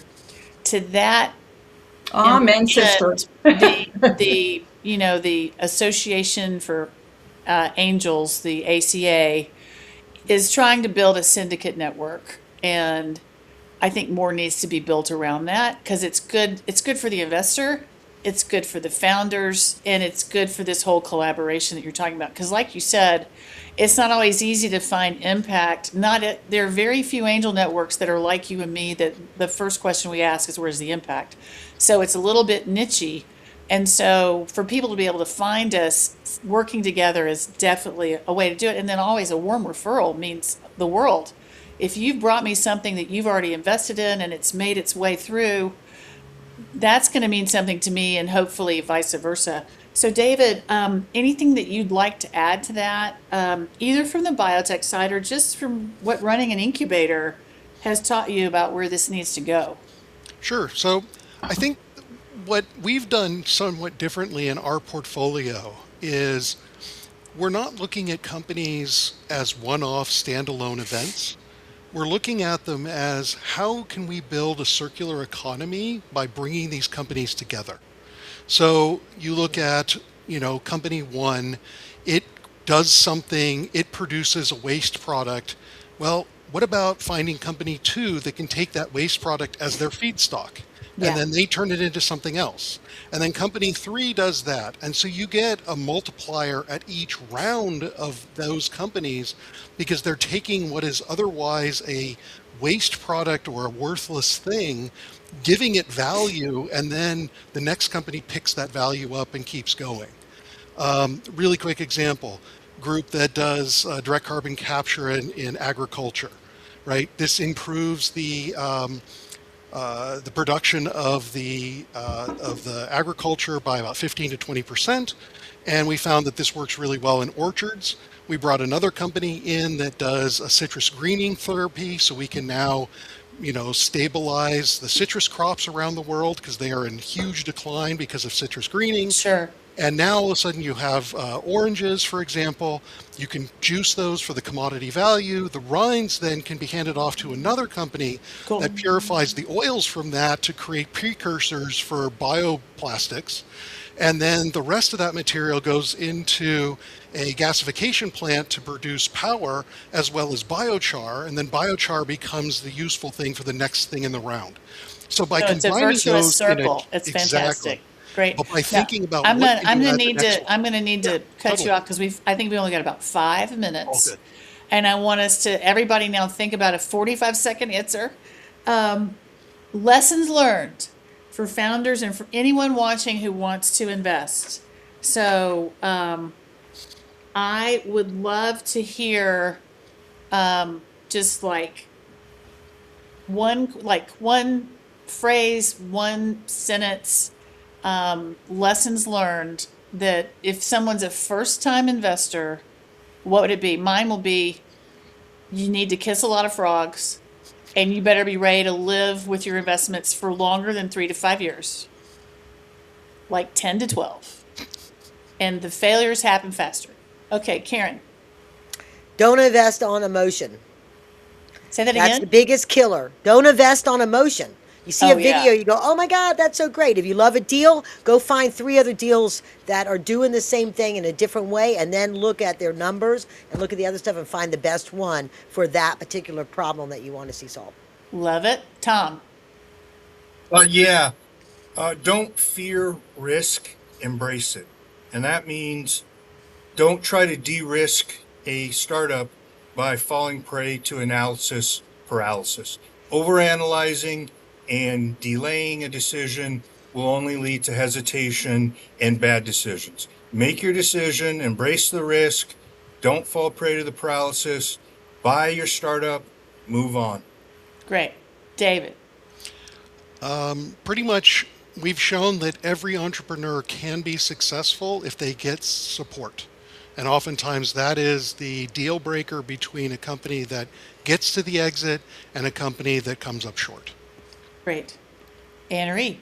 Okay, well, one thing I've learned is that angel investing or impact investing is much better as a team sport because it's so much more fun to build and manage a portfolio with people that share your commitment to deploying capital into the kind of world we want to be in. Fantastic. So I will then just say quick lightning round question. 2 fast ones, 1 word or 1 line. The most overused term in pitch decks today. Unicorn. Unicorn, okay? David, anybody, just popcorn. The most overused is a focus on the product, not the business model that's going to sell that product. Great. Anybody else? I'm kind of getting sick of leveraging AI. Oh, there you go. Okay. So, Devin, I guess we're going to turn it back over to you, but one last thing I want to say. Not enough people give enough love and enough money to female and underrepresented founders, and they have to work so much harder to be successful, which means they are doing really good stuff. So come on in where the water's warm and join us. And if you want to learn more about that, go and apply for funding at Swan Impact Network. If you have an impact company, if you want to join any of these people and what they're doing, I hope you will do it. And thank you so much, Devin, for making this possible today. This was awesome. Well, thank you all. This was a really valuable discussion. All of you come at this from a different lens, a different perspective. But that was kind of the beauty of this. It was an opportunity for us to learn from a diverse collection of investors. So thank you very, very much for your time. I do want to note, Heather, you asked about where does the crowd go? Let me be really clear. You're standing in the grocery store asking where people go for groceries. Yeah, I love it. That's great. This awesome. Is the grocery store, and you're in the grocery store. So the SuperCrowd, we publish a due diligence report on every single Reg CF offering. I pick a stock pick of the week. We have a gamified portfolio tracker that is absolutely free. Some people have over 100 deals logged in the portal. We have all kinds of resources. We have a Reg CF Edgar Made Easy portal. We've got all kinds of resources. This is the place for people who are interested in investing from the crowd. We should have had you on the panel, so I'm so glad that you came back to answer that question. Yeah. So anyway, folks, I hope you will join. Thank you all for being here. Really appreciate your great discussion. We really learned a lot from you. Thank you all. So we're going to take a quick break, but the next thing on the program is our live pitch. So you angel investors, please stick around for the live pitch. This is for you to enjoy and appreciate and analyze. We've got 4 competitively selected companies that are all raising, and you're going to love learning more about all 4 of them. So stick around. All right, with that, we'll take a quick break, but we'll be right back, folks. Don't worry. Bye.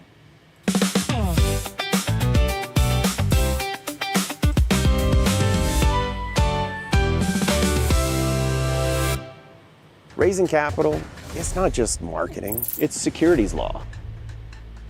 Most deals, they don't fail because of the returns that are offered. They fail because of compliance mistakes. And that's what we do. Every day, we help entrepreneurs raise money the right way. Before problems ever start. If you're raising capital, talk to crowdfunding lawyers first.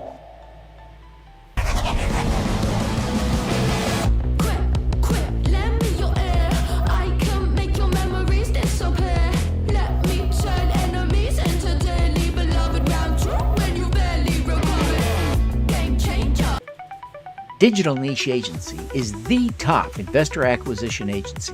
DNA has helped founders raise over 9 figures via regulated investment crowdfunding with a 3-pronged strategy using digital advertising, content marketing, and strategic outreach. Book a call today. The CFPA advocates and advances the regulated investment crowdfunding Shannon. industry. This None of our October, judges are join here. founders, Will you investors, start working platforms, on and policymakers in Washington, D.C. for the Regulated Investment Crowdfunding Summit. Register now at ricsummit.org.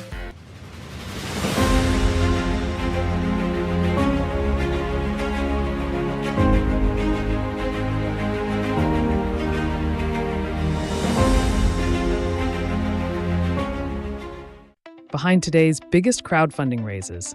The leading CPA firm for Reg CF, Reg A, and Reg D compliance. Trusted. Experienced. Set apart.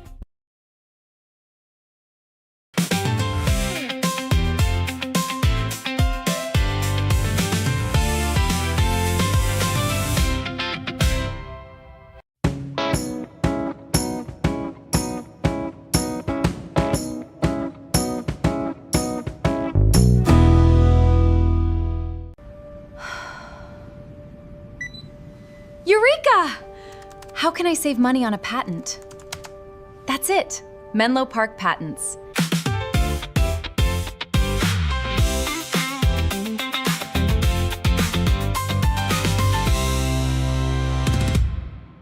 $50 shareholders can quickly become 5,000. One raise can get you there. An equity stock transfer is built for that scale. Learn more at equitystock.com.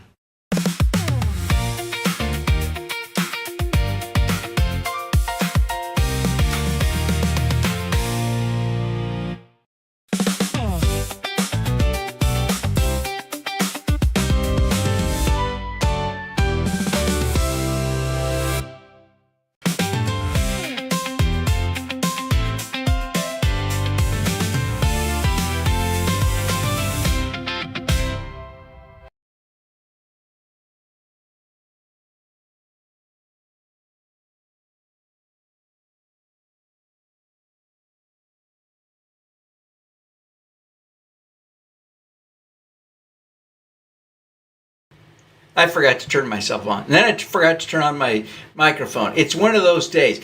Hello, folks. This is one of my favorite parts of every SuperCrowd event. We're here for the live pitch now. This is just, we have so much fun with this. This is so much better than that other show with famous guys on it. Why? It's live and in person. This is happening right now. No messing around. 2, you get to help choose the winner, right? You get to vote on who will be the winner. Everyone in the audience gets to participate. 3rd, you can actually invest. This isn't something that just our judges get to invest in. They can, but so can you. So this is really an extraordinary, exciting opportunity for you. I encourage you to enjoy and take advantage of this wonderful opportunity for a better than Shark Tank experience. Now, let me introduce our judges here quickly. A senior investment associate at Kingscrowd, Léa is a climate tech investor and proud UC Davis MBA. Equally at home exploring the outdoors or sharing insight from the stage, Léa brings sharp diligence, deep curiosity, and a passion for scalable impact. Having helped evaluate founders at Stanford's StartX Accelerator, we're thrilled to have her as a judge. Please welcome Léa Bouhelier-Gautreau. Meet Paul Lovejoy, Principal Advisor at Stakeholder Enterprise, where he specializes in regulation crowdfunding. Paul didn't study this market from the sidelines. He invested for 366 straight days, evaluating 1,000 opportunities and funding hundreds of businesses across 20 platforms. Founders, bring your best. The award-winning Paul Lovejoy is in the judge's chair. Before Reg CF had a market, Sherwood Neiss helped write its playbook. He co-authored the framework that became the Jobs Act's crowdfunding engine. He fought for it in Congress, stood at the White House when it became law.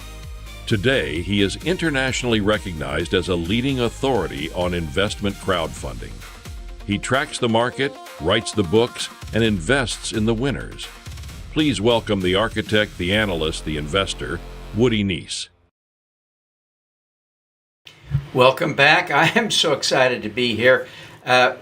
We're having so much fun. This is, like I said, the live pitch is my favorite part of every SuperCrowd event because it's fully, excitedly interactive, right? So if you are watching, if you have questions, you can ask questions. You get to vote at the end. We'll share the instructions on how to vote, but this is really a fun opportunity. We want to encourage you to stick around. Our first presenter, our first pitch will come from Gene Edelman of Azure Printed Homes. So Azure is builds 3D printed homes out of recycled plastic.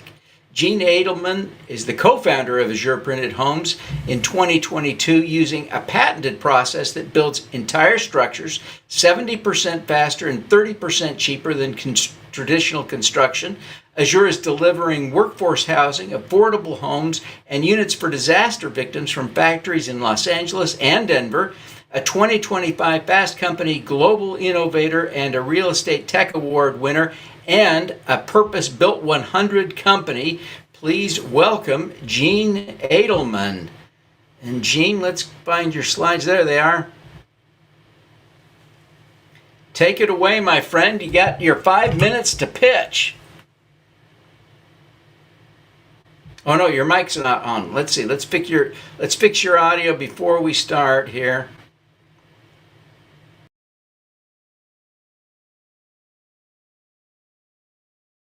Yep. Can you hear me?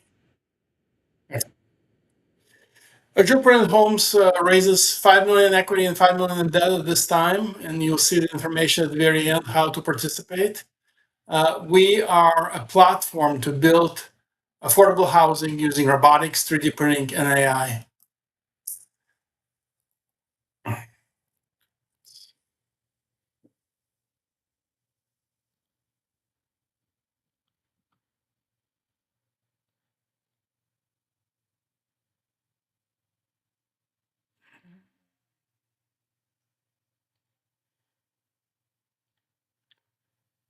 Oh, let's see whether we can move the slides along here.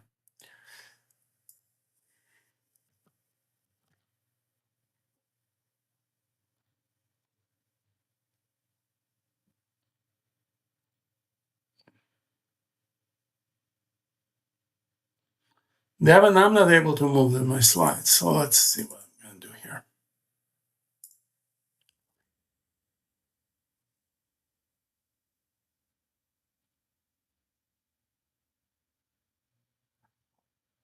Okay.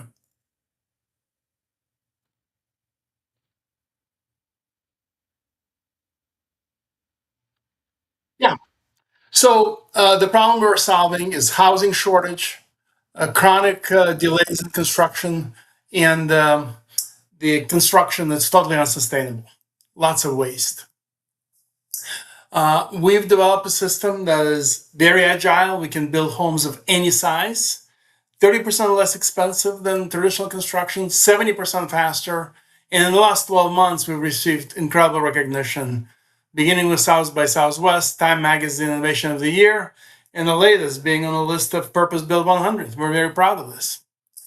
A little bit about how it works. We basically use 3D printing, and I'm having problems with controlling this, so let me see.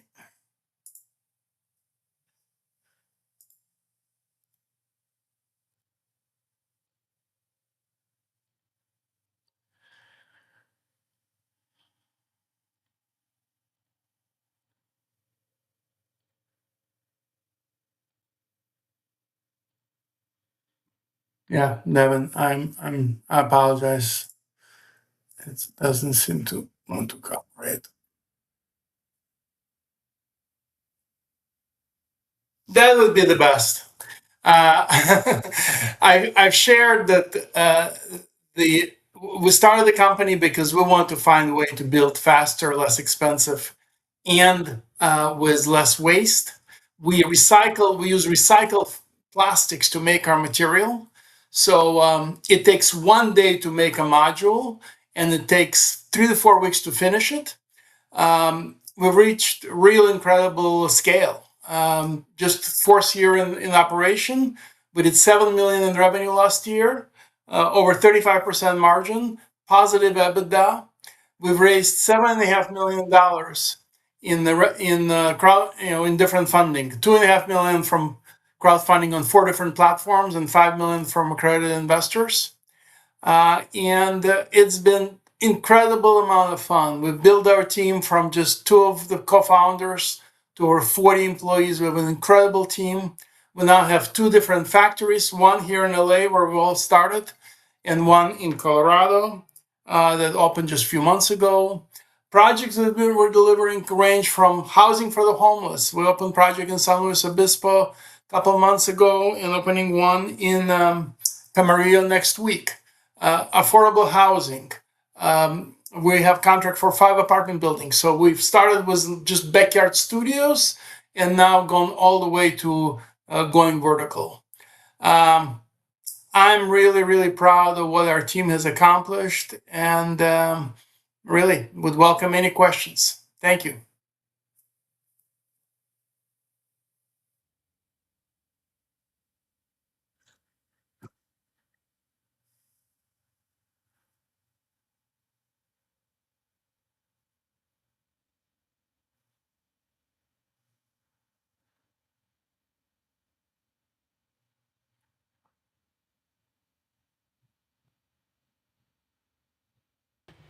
Definitely. Hi, and thank you so much for presenting. First question today is going to be about your revenue. So I see you generate about 5.1 million in 2024 and 7 million in 2025. That's good. That's a 38% growth. But I'm also trying to think about future return. And I'm thinking the growth is a little bit slow right now if we really want to get return on our investment. So can you how can you justify that, and how do you see the future? Yeah. We're having a terrific year this year. So we're going to do $15 million this year. In the first 6 months, we did over 7 million. And we have 62 million of pre-orders. So we pretty much have orders for the rest of this year and for next year. So in 2027, we'll do $50 million. We have enough capacity to do it. We have orders to do it. So really, we're raising capital for additional R&D and for working capital in very diverse portfolio, like mentioned, for cities and counties, to the homeless, affordable housing, apartments, backyard studios and ADUs. Behind me is the poster that we use we're rebuilding homes in Altadena and Palisades. We're in the Los Angeles area. We're building a number of homes that were destroyed during wildfires. So a very diverse customer base and incredible pipeline. I could have never imagined that we can be up to 50 million in revenue in just 5 years, and that's where we're going to be there next year. My co-founder and I, this is our combined force startup. So we've done this before and grown nationally and globally, and we'll replicate this in Azure. Fantastic. What would you like to know? Hey, Gene, really fascinating what you're working on. I've been talking with a friend here in Colorado that we just quit our jobs and opened up a glamping unit, and I think I found the ability to do that. So, it's truly fascinating when you think of the applications for this. I want to sort of play off of what Léa was saying. Can you talk about the units that you've actually produced last year? What's this year? What you're going to be doing in that, the numbers that you're talking about? Because I want to see how that translates. That's the first part. The second part is, there's a wildfire. The house is burned down. Why are we not throwing these up right now? I don't understand what's taking so long. Thank you so much for your question. We've delivered over 150 homes, and the range goes all the way from 100 square feet units for backyard studios and units for the homeless. 180 square feet to 360 square feet units for glamping resorts. Glamping resorts is where we started 4 years ago, and probably more customers come from glamping industry, outdoor hospitality, than any others. And then we're rebuilding homes that are burned in fire, 1,700 square feet, 2,200 square feet, and then apartment buildings, each is 15,000 square feet. So a real good variety. We really build a platform where we can customize what customer needs, and of course achieve tremendous cost saving if they buy a lot of them. There's tremendous tax benefits. It's also helping us. So Big Beautiful Bill allows write-off of this units used for short-term rental in the first year. So people can get 5-to-1 write-off if they buy the unit before the end of the year. We have financing. They can finance us 20% down payment. And then glamping operators can get units on a rev share basis. Really, there is so much demand between fires and hurricanes and mudslides. There is just need for more for housing that can withstand all these challenges. Starting in California was a big benefit for us because we had to prove that our units can withstand earthquakes and winds and snow loads. We really are building units that are fire resistant. They're very sustainable. We use sustainable materials. We've used tens of thousands of recycled plastic for our units. So we're solving the housing crisis and the waste crisis that we have in this country, and they're all over the globe. But why is it not growing faster than Well, we really needed to open a second factory to increase the capacity. So that was the raise that we finished our $7.5 million raise last year to open the second factory. Quite honestly, $50 million, what we'll do next year, is our maximum capacity at these two facilities. Our vision all along was to have a factory in every time zone, but we're now exploring utilizing even more robotics so that each factory can produce twice as much. So to begin with, it was capacity. Now that we've completed our raise for our seed round, we're doing, we really are doing very well. We've gone with double number of employees, and doing it was quite a little raise. I mean, there are other competitors who raised hundreds of millions of dollars and they don't have as much revenue. Another very positive thing for us is one of our competitors just went public last month, and so we're working on the public offering ourselves. So we envision that within the next 4 to 6 months we'll be able to go public, and so our investors will also realize much faster return than they originally predicted. So a really exciting time here at Azure. Fantastic. Gene, let me interject a quick question, but give us a sense of the rollout of the new facilities, the construction, the manufacturing facilities. I think you have kind of a rollout planned over the next several years. Give us a quick overview of what that step function looks like, when it happens, the capacity that each facility will add. Walk us through a little bit of that if you can. Sure. Just like our products are agile, our factories are agile. From the time we started working on Colorado factory to the opening date, less than 4 months. So really, the equipment is highly automated, and we don't need a large, huge factories that generally known in modular construction. We operate these micro factories, 20 to 25,000 square feet. It's really a warehouse with a tall ceiling and extra power. So set up a facility like this it doesn't take very long. We intentionally didn't want to fund all of the equipment with capital raise. So our second factory, the opening was delayed because we were looking for a great partner who could fund the facility.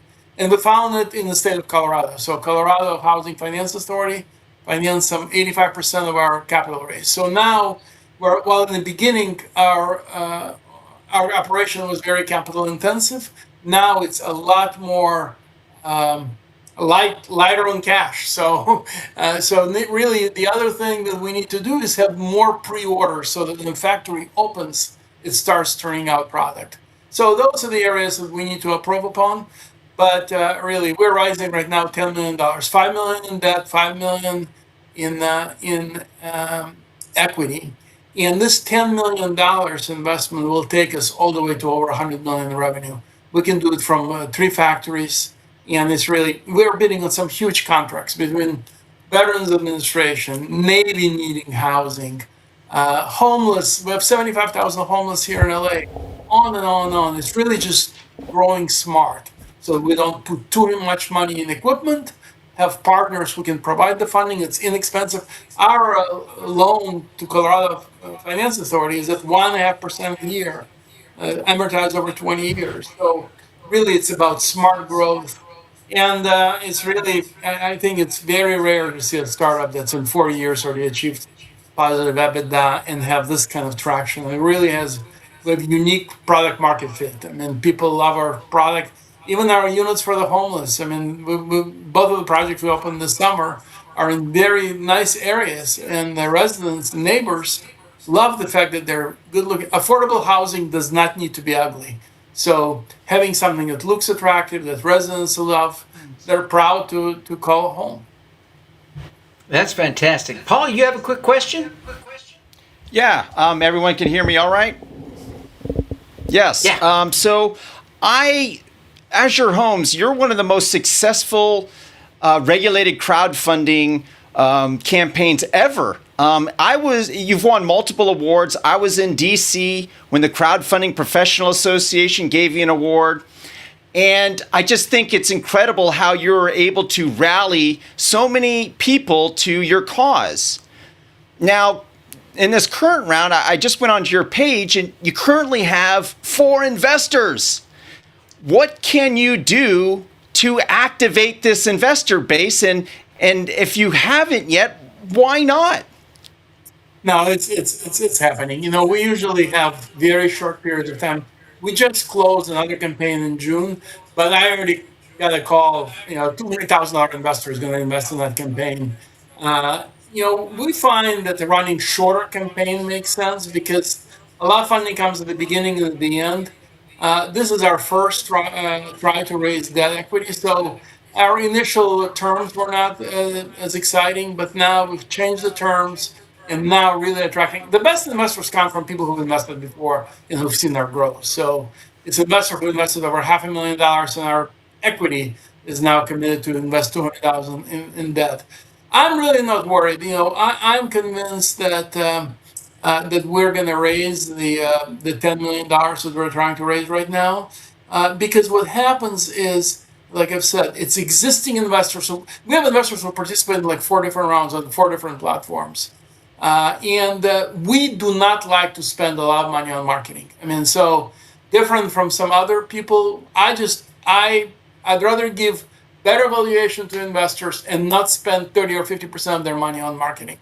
So, you know, some of the people in the audience who are in that business might not like what I'm saying, but I really believe that the word is going to get out, campaigns pick up, and tremendous energy towards the closing. And what's important is not to panic. It's really, in every instance, some 70% of the money comes in towards the very end of the campaign. We're actually now planning I have a Reg D going parallel to this, and we raised $500,000 in just the last couple of weeks. So the key is to be consistent, to be proactive. Most of the investors come to us either from investing or hearing about our PR. And PR, we do most of it ourselves. The awards, yeah, it takes time to apply for them, but it's a great, you know, proof that what we're doing is making a difference. So again, I really have a theory of not to panic. You know, things will happen, and just to be consistent. Good communication with investors is really critical. We kind of now operate like a public company. We provide weekly, quarterly reports, but investors have my direct email and my phone number. And so I will pick up a call in the middle of the night or on the weekend from somebody who is a partner. And we have some great stories. You know, our first campaign was starting at $250. This latest one is $1,000. But $250 investor introduced us to his brother and father who invested $600,000 and plus financed their equipment. So no small you just never know There could be a small investor who has either family money or has friends. So it really is just to be very consistent, communicate well, and be available. And people, people who don't know crowdfunding say, "Oh, you must be bothered." The reality is, I don't get that many emails or phone calls. The requests that I get for information are very reasonable. So yeah, it's been a great experience. If you were to tell me 5 years ago that we will be raising money in crowdfunding, I would say that doesn't make sense. That's crazy. But we started 4 years ago, had such positive experience, and I'm going to continue to offer the same deal that $1 million investors, $250 investor will have the same opportunity to invest on the same terms. Fantastic. Well, Gene, thank you so much. I want to encourage everyone who's watching to visit the offering page. You can get there by scanning the QR code or visit s4g.biz/APH as in Azure Printed Homes. This is a really interesting offer. I want to encourage everybody to check it out. Gene, thank you so much for taking the time to be here. We're going to have you back on stage here in a little bit to give your closing argument, so don't leave. We look forward to your closing argument here. And now we're going to move on to our next presenter, who will be David Richards. Let's see, David, where did you go? Hello. There we go. How are you? Let's see if we can find your slides here. Oh yeah, let me do that right now. Let me invite all of our pitching companies to add your slides. There Okay, we you can see go. that beautiful. You can see that when I was 10 years old. Can you hear me? Yep, you're good. For good? All right. Yep, take it away. You got 5 minutes. All right, awesome. All right, thank you everyone. I'm super excited to be here. My name is David K. Richards. I'm the founder and CEO of Changemaker Education. I like to call myself a banker turned educator turned entrepreneur. So I left my corporate banking job 2 blocks from the White House at the age of 30 because I absolutely knew that my calling was to reform education. Why is this my calling? Well, because of my own personal experience with a lackluster education system where I was never seen, heard, or valued, and where I had to redo high school by going to community college for several years. And honestly, the experience of my father, brother, and nephew, who are severely dyslexic but amazing entrepreneurs, and they were woefully underprepared by the school system. So as a result, Changemaker is not just a company, it is my life's work. And I've been working on this problem for over 25 years. And we have entered a crisis state with the AI era. This crisis has been going on for a while, but now AI has really taken it to another level. We're preparing students for a world that no longer exists with a factory model education system that was built in 1880. So we radically need to change the way we educate our children. But I have hope because we're at a tipping point and we have a massive opportunity to create change. There are a convergence of factors that create this extraordinary opportunity. Number one, families are actively seeking other options. 74% of parents, 47 million people considered switching schools last year. Okay, just let that settle in for a second. 47 million people. Imagine any other industry where 47 million people wanted to leave, right? Educators are leaving the system. That's number 2 at record rates. And they're building alternate solutions. They're excited about it. And then here's the big one. Public dollars are going to families to choose other options.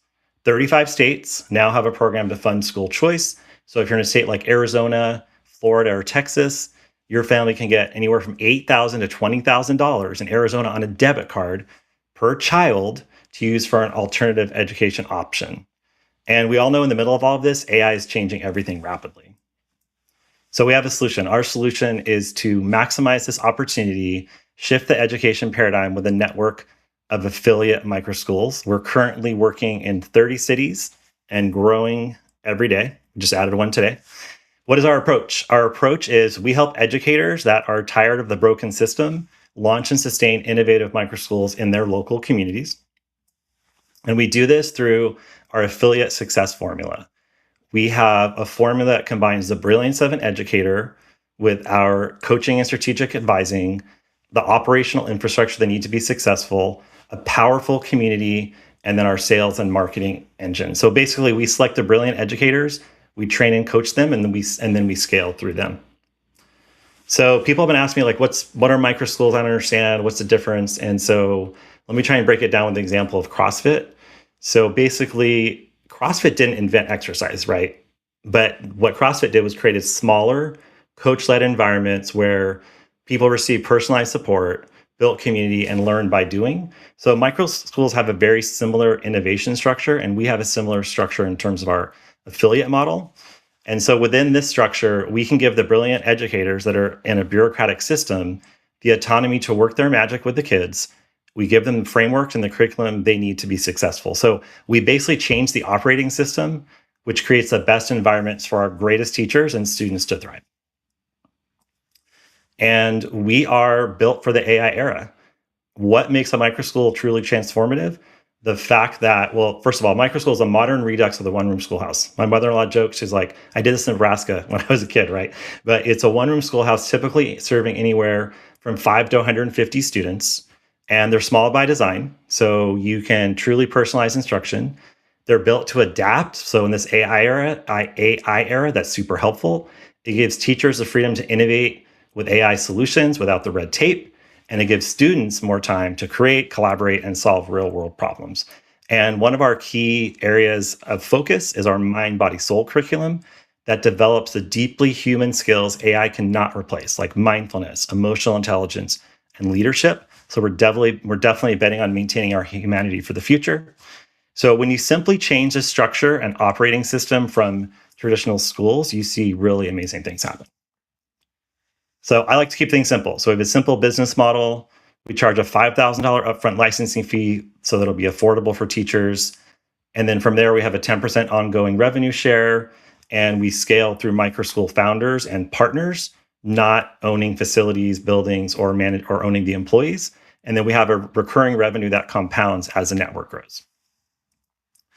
We have a team that's been doing this for a long time. I have opened 17 award-winning schools. I built a model that's now used in over 300 schools across the country.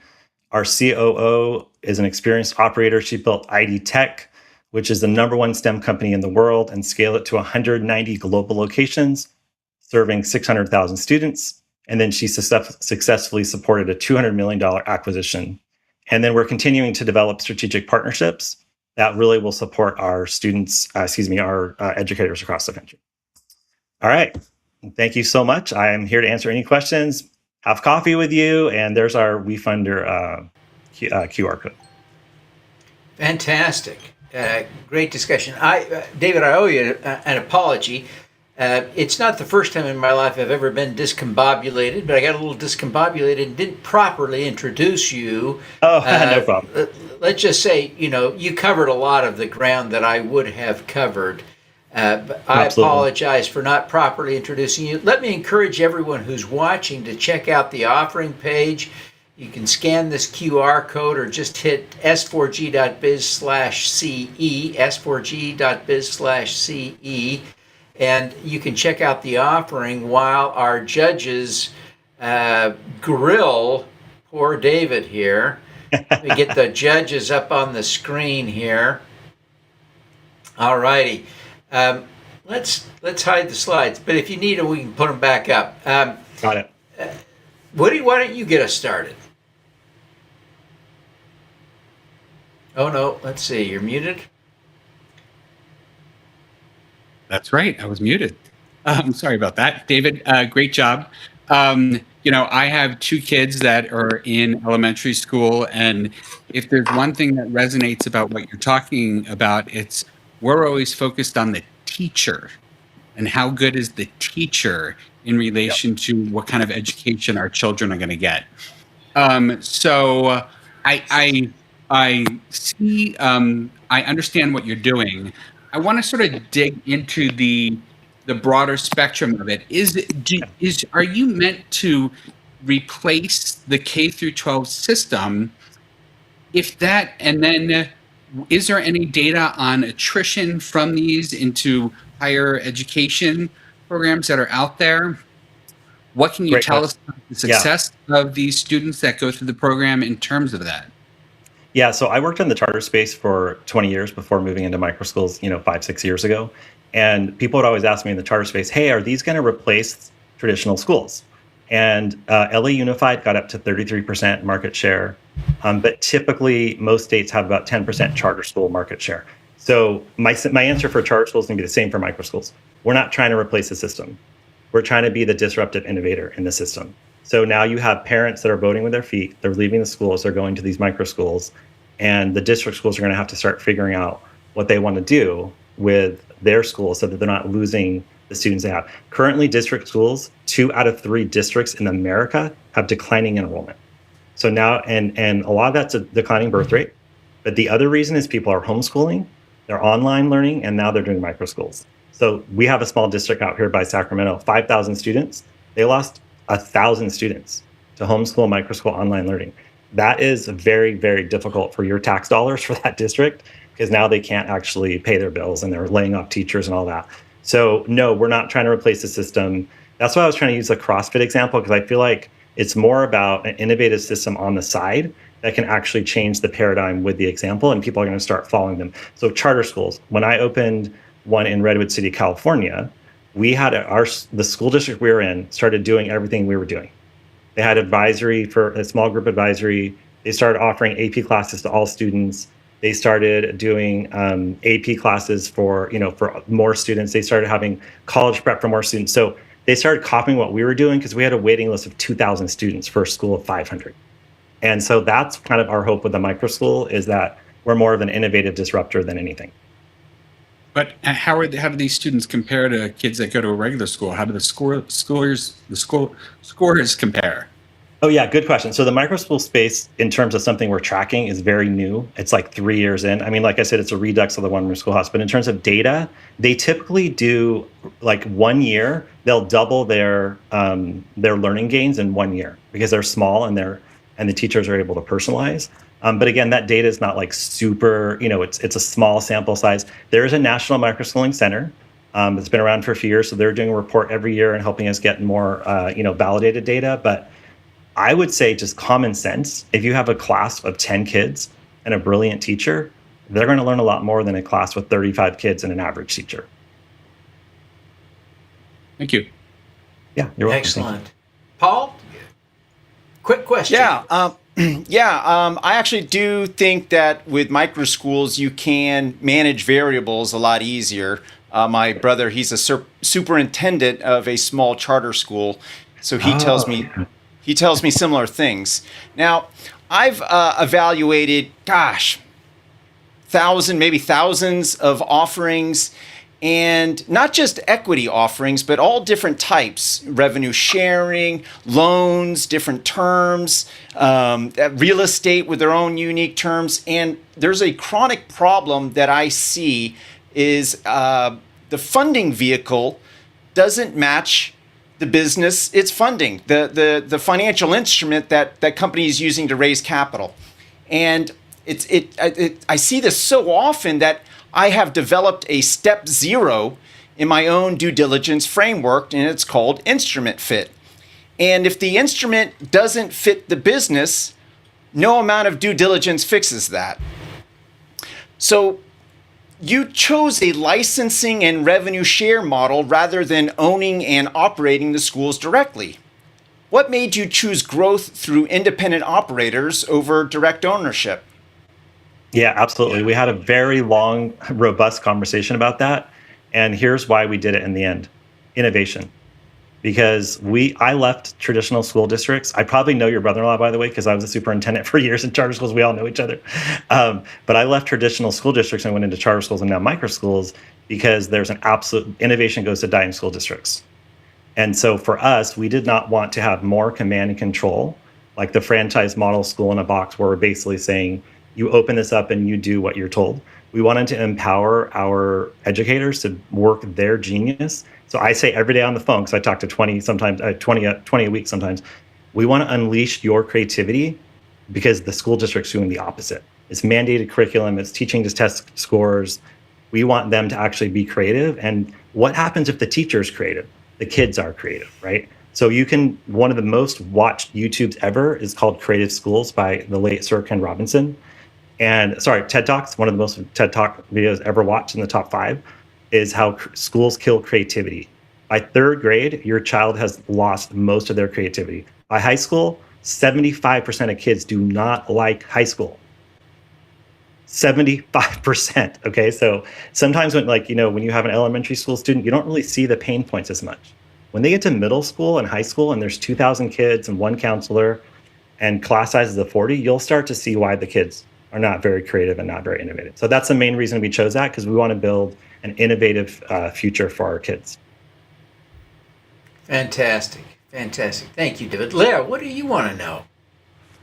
David, I'm really pleased to learn that you actually already had 3 pilots. I want to know, what are the difficulties that you faced during these pilots? What are the learnings that you got from them? So many. I could write 10 books. I'm a teacher, so I'm always learning.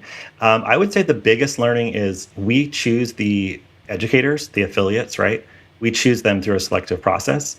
And so we learn the profile. That was the number one thing we learned. It's like, and maybe they have a tutoring business on the side. Maybe they're, I talked to a woman yesterday in Philadelphia. Her dad was a small business owner. Like, they have some entrepreneurial mindset. So that was one of the big learnings. We also learned that going to the states where the vouchers are. So I don't know if you saw my map. I'm in California, and my friends are always like, hey, dude, why don't you get something in California? But we go where the money is. So the money is in Texas, Florida, the Midwest, Indiana. Indiana gives you 90% of the per pupil funding to do a micro school. So why would we go to California where you get $0 when we get 90% of the public funding in Indiana? So we learned that. So we started focusing more on the voucher states, the profile. Other piece was we had to figure out payment plans for the teachers, because $5,000 seems probably inexpensive for a franchise model from an entrepreneurial seat.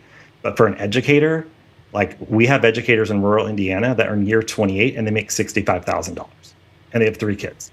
So we had to get really creative on that $5,000 so they had skin in the game. Because at first we didn't charge. It was no charge, and we did the 10% revenue share. But then we realized that they weren't as serious. And once we charged the $5,000, almost nobody leaves after this last year. Fantastic. Woody, do you have a follow-up you'd like to ask? I mean, does this mean that all the good teachers in Indiana ditch the public schools and move into your direction? Like, what's the incentive for teachers to stay in public schools? Well, that's where I think the competition argument is really important. So like I said, when I was in that school district in the Bay Area, the school district started changing their ways, and the teachers actually wanted to stay, right? Because we were not only having their kids come our way, but all their best teachers were coming our way. So interestingly enough, though, in Florida, which has had this voucher program where the money goes to private schools and micro schools and homeschooling, 1 out of 3 families are now choosing a non-public school. So I think the day of reckoning for the traditional school district has arrived. And so, yeah, I think that's the biggest concern as a career educator. My friends a lot of them are in the public school system. We don't want them to lose that. So we want the school system to get better, because again, we're talking about 10% market share. So we're not closing school districts, but yeah, they need to retain their best teachers. They gotta improve. I mean, if you can pay them 3 times what they're making in a public school, why would anyone stay, even if it'll make the school better? I mean, they're not going to be able to come up with money, particularly with the administration cutting all the money that's going into public education. Well, teachers, they don't take the job for the money. So of course they want, affordable wages and all that, but they do it for the intangibles, right? Like they want control over their curriculum. They want to be able to be creative. And so if you can do that, like a lot of the micro schools don't pay great, right? Because they're small. So the budget models are tight, but people love them, just like charter schools, because they get the autonomy and they also get the intangibles of having a say in what's going on and not being a cog in the machine. Fantastic. Léa, do you have a final question? Can you give us your milestones for the next 3 months? And I think that's something myself and other investors will try to watch as you keep doing your race. Yeah. What'd you say for the next 3 months? Sorry. Your milestones, your 3 main milestones for the next. Yes. Okay. Key milestones is because we scale through founders and our educators, we want to hit 50 in the next 3 months, and we're currently at 26. So we spend $400 to get a new customer because we do LinkedIn job postings. We don't even do ads. So people apply to us. So they're already coming in feeling it's a selective process. From there, we convert 10%. So we really want to get 50 in the next 3 months so that we can then have, multiple schools opening fall of 2027. And then every year the school opens, a new one opens, another year happens, and you get that recurring revenue. Fantastic. Well, this has been just a phenomenal conversation, David. It's a compelling story.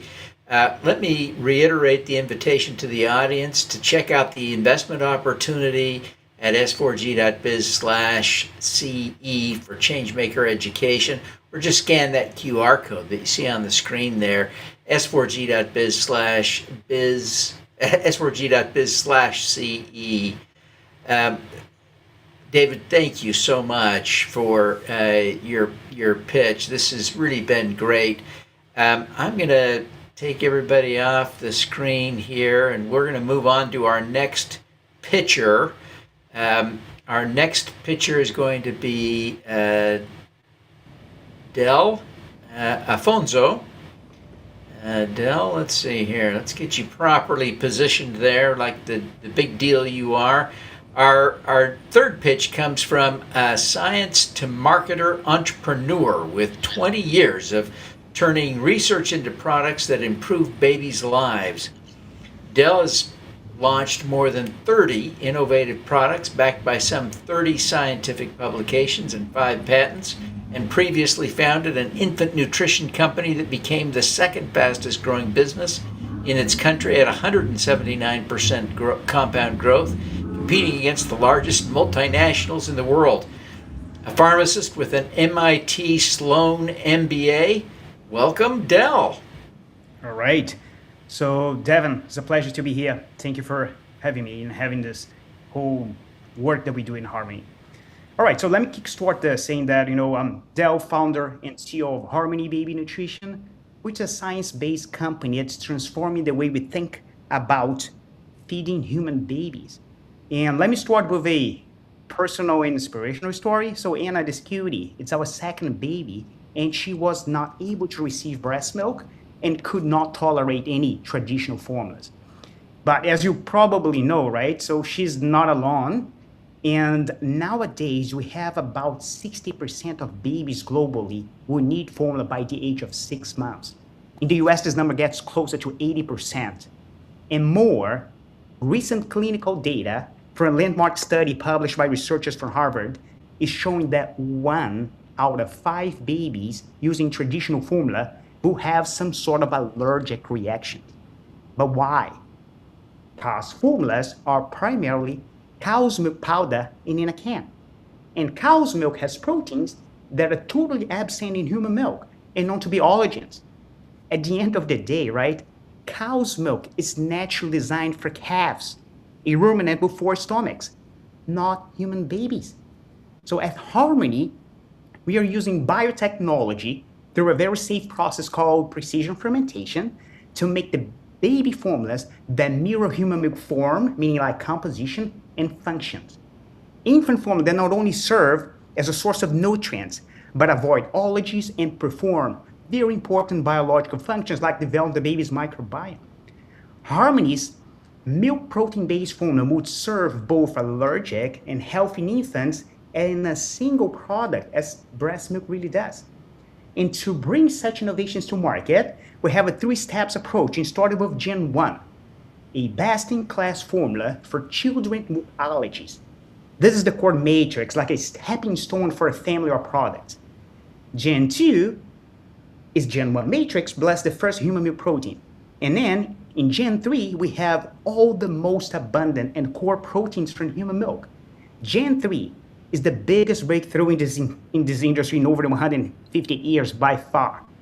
All of those are food products regulated by FDA and protected by several patents. Gen 1 has already clearance on FDA and is heading to market by the end of the year.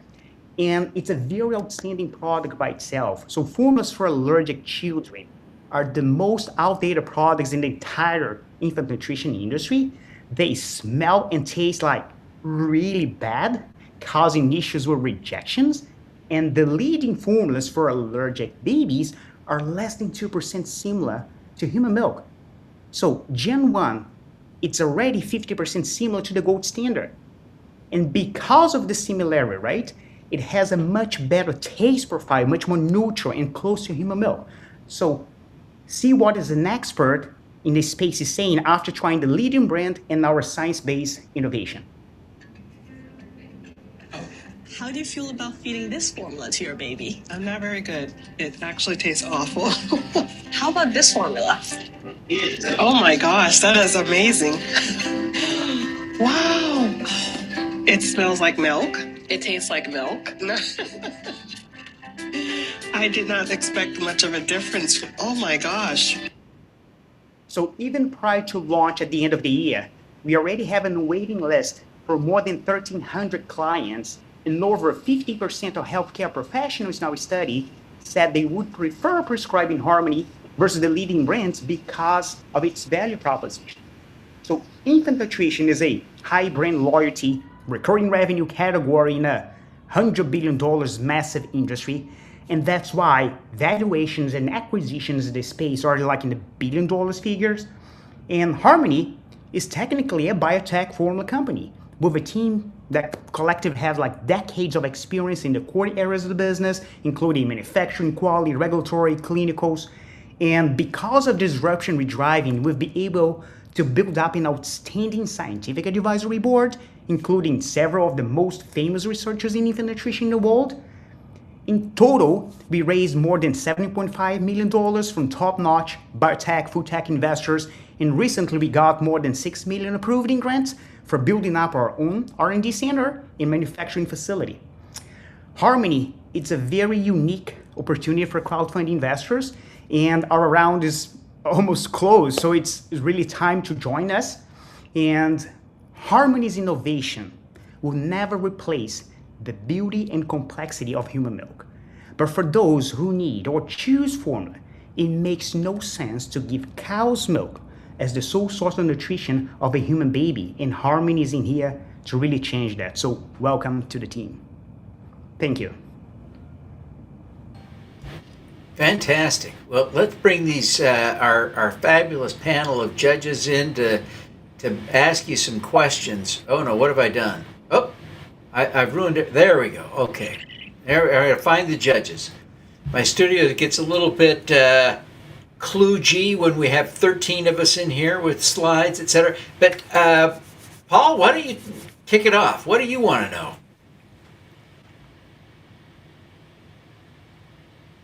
Oh no, Paul, we've lost your audio. Yeah.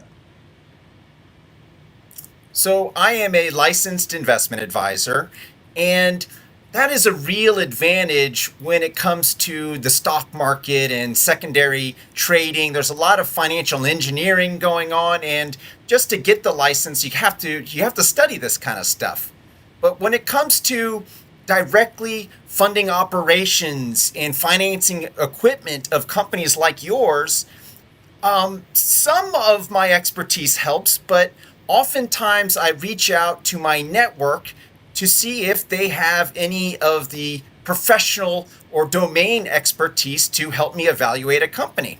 Now, it just so happens in my own network, I have more than one pediatric gastroenterologist where I could ask questions, and oftentimes I will ask if they will evaluate an offering, and almost always they say yes, because people like making money on things they know about, their expertise.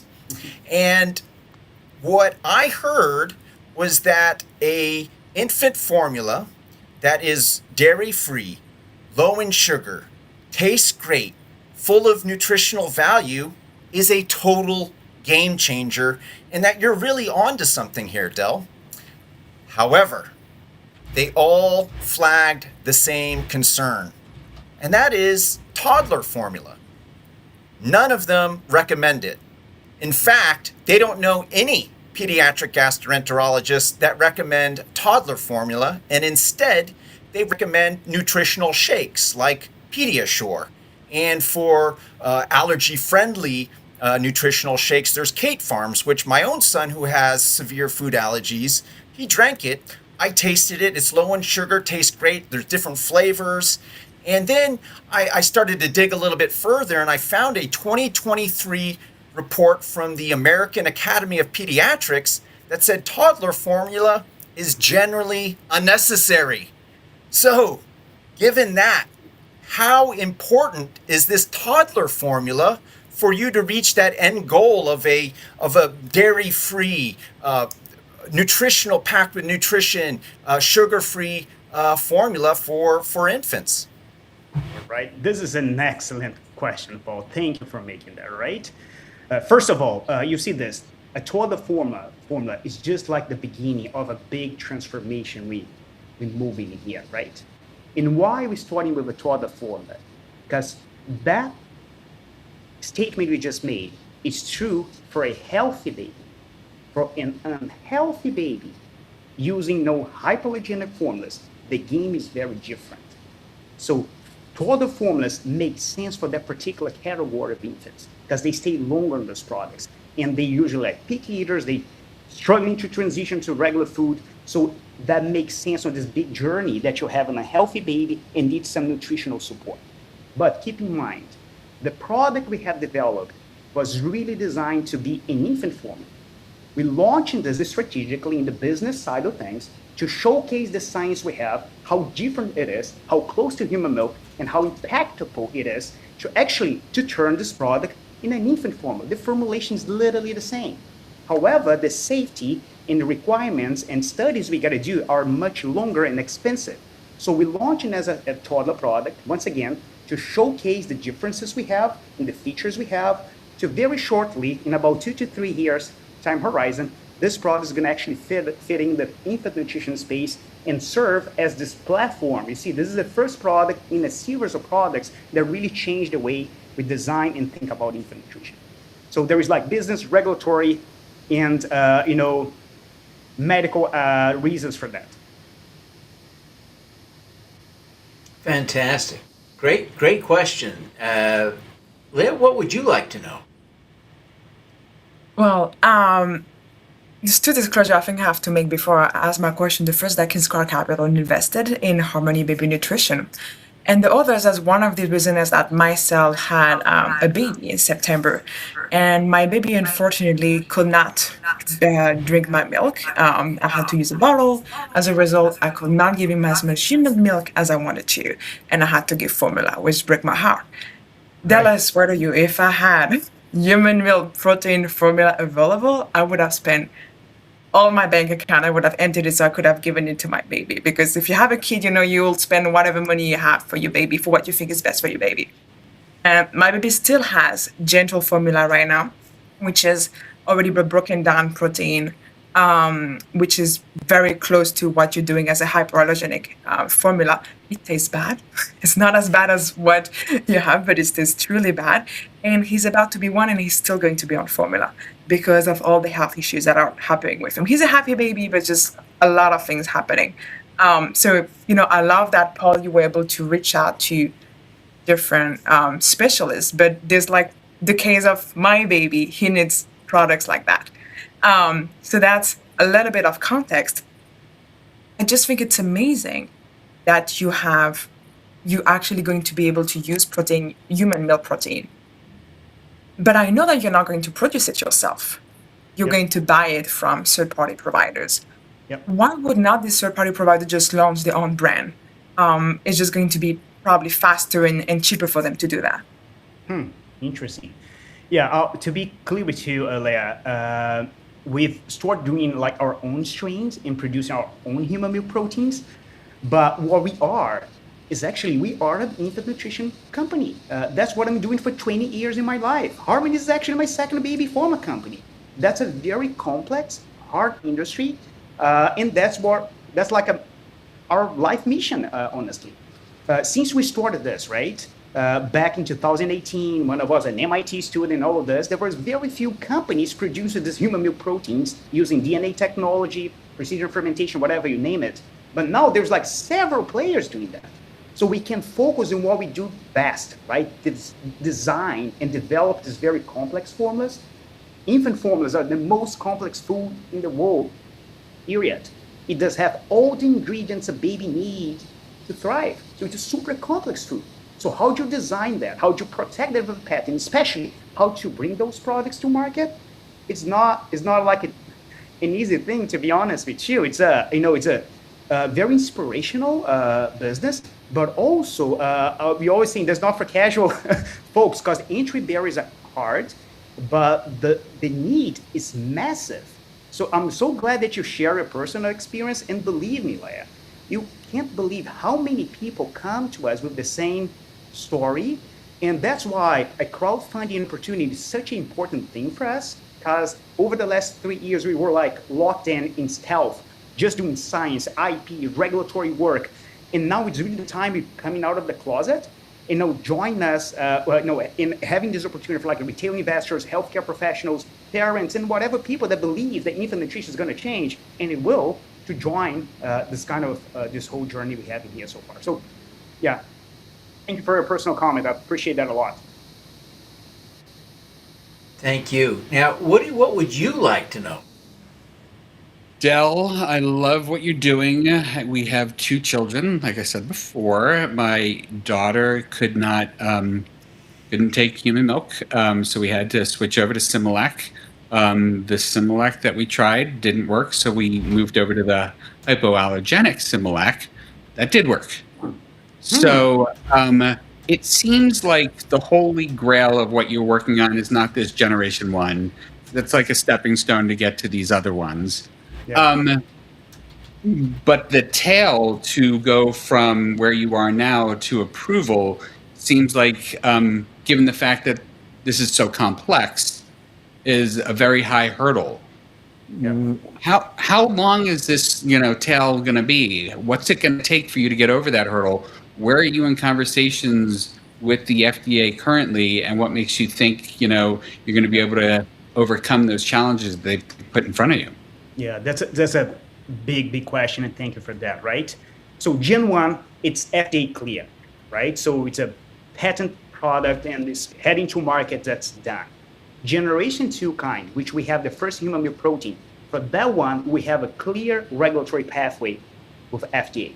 For these most sophisticated products we do, that's still like ongoing.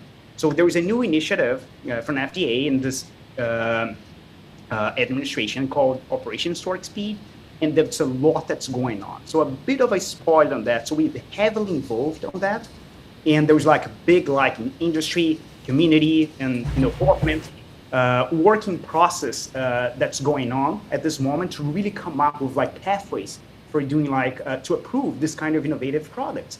Because we're stuck on time. We're literally stuck on time. This is a gigantic industry that's completely outdated. It didn't change for 100 years at least. It needs a new pathway. So it's coming. I can tell you, that's the most I can tell you at this moment. But believe me, there is a lot of stuff that, industry, government, and general public is doing at this very moment that we're very involved on that. So generation 1 and 2, one is clear. The second one, there was a clear pathway. Generation 3, disruptive kind of innovative products, going to have a pathway very shortly. There is other countries already with very clear regulatory pathways that was built on top of the science that was made in the US, to be clear with you. So now we're actually trying to catch up with different geographies that's already kind of ahead of the game on that. Thank you. So it's fantastic. Happening right fantastic. We've got time for just, I think, one more question. Paul, do you want to jump in with a follow-up? Oh, we got you muted here.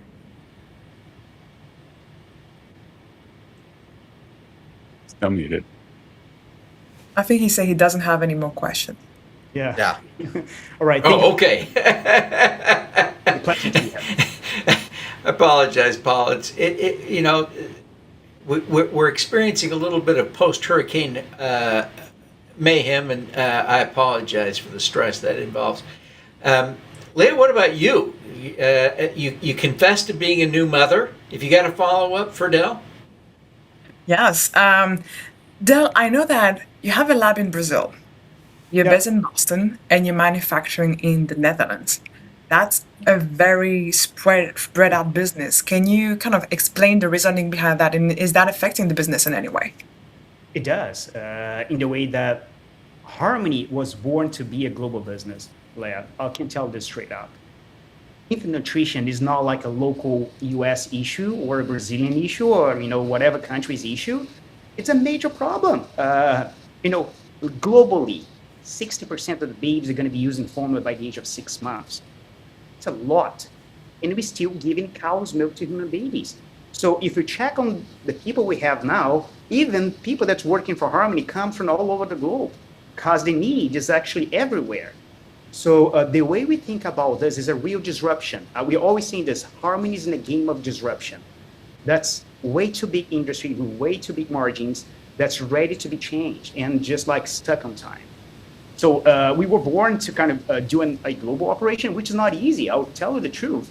But we're trying to take advantage of the most out of this different geographies and different opportunities we have for the needs this business have, right? Once again, it's a pretty big business, and they're pretty, and the demand is so gigantic. To be honest with you, one of the critical problems we have now is we probably not going to be able to fill the demand we have. We already have demand for the product that we still like coming to market in a couple months. So just for you to understand, people just break into our website and trying to order products even before the product's ready. So what a crazy thing. It's a good problem to have, Del. Yeah. It's a good problem to have. On the list, right? There are people begging you for your product. Well, Del, good discussion. Let me highlight the invitation to check out the investment opportunity, s4g.biz/harmony, or scan that QR code. Check it out to learn more. But this is a really special opportunity, s4g.biz/harmony. With that, boy, judges, you have a real job ahead of you. Let me just say that. This is not going to be easy for you, and so I'm glad I'm not a judge today. I am excited to introduce our next and final pitcher. So let me put him on the stage. Next to the stage is a 4-time founder and activist who has taken on the ocean's biggest problem. Ofek Ron is co-founder and CEO of Oshi, which launched the first whole-cut, 100% plant-based salmon fillet in the United States. Before Oshi, he led a software distribution company and drove global business development for a leading animal rights nonprofit.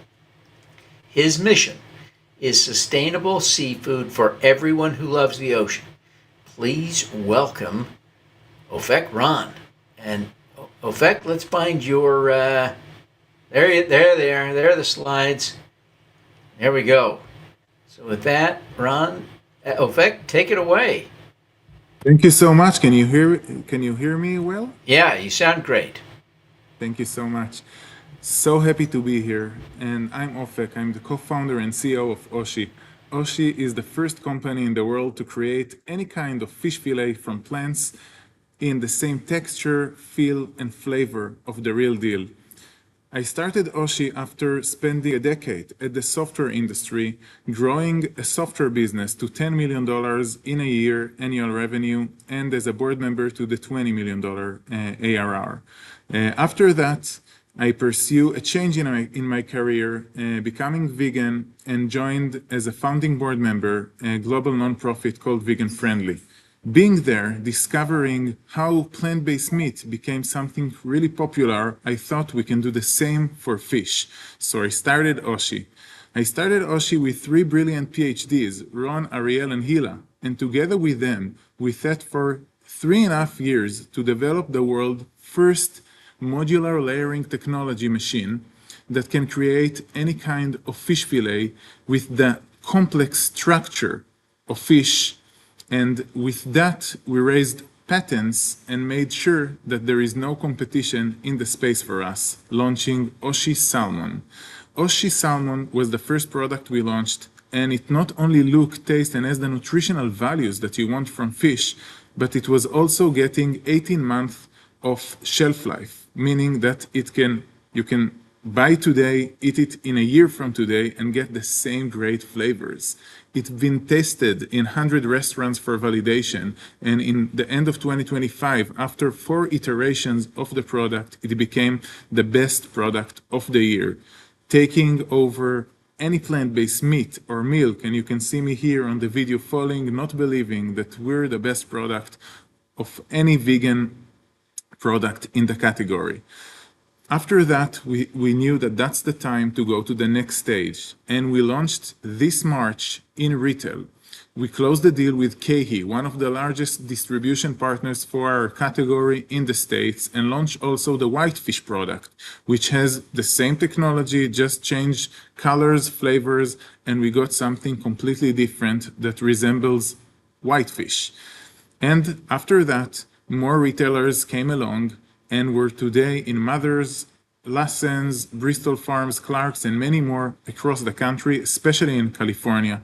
But this September, we're also launching at Hy-Vee, which is one of the biggest chains in the Midwest, which will take us to more than 200 retail doors in a few weeks from today. But that's not only that, because in December, we're going to launch at Whole Foods. And that's the very great momentum that we have now, because we're going to work with the second distribution partner, which is national in our category, called UNFI. And with them, we will be able to get to any small shop in the country with our greatest plant-based fish offering. Being just in 100 restaurants last year and a small D2C shop, we were being able to sell in 225K in 2025. This Q2, we already more than doubled our sales. So just see, getting into Hy-Vee and Whole Foods can get us to the multi-million dollars of sales, and that's only 2 chains that are already committed and gonna be stocked in a few weeks. Imagine what can be done in next year, taking us to the multiple millions. Bjorn Osted, the co-founder of Oatly, joined this round as a lead investor, saying that Oshi should be the fish, Oshi bish for fish, just like Oatly has been for milk. We're taking our production costs down, and this Q4, we're opening a new facility targeting $2 per fillet, when our retail price going to be $5.5 per fillet, which will give us enough margin for sustainable profit. But what's the most exciting part is that the plant-based seafood market is expected to grow 6x faster than the conventional fish market, and we are expected to lead this category.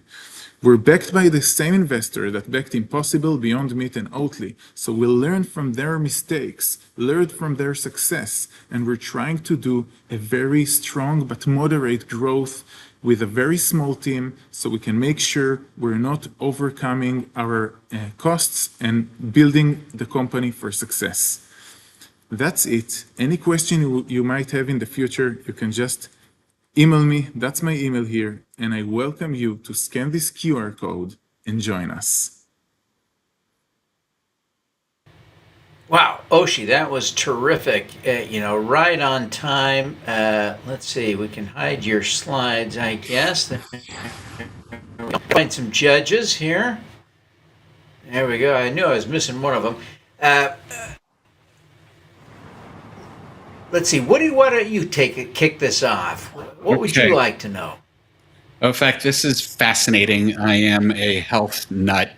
I like to eat healthy things, so this seems right up my alley.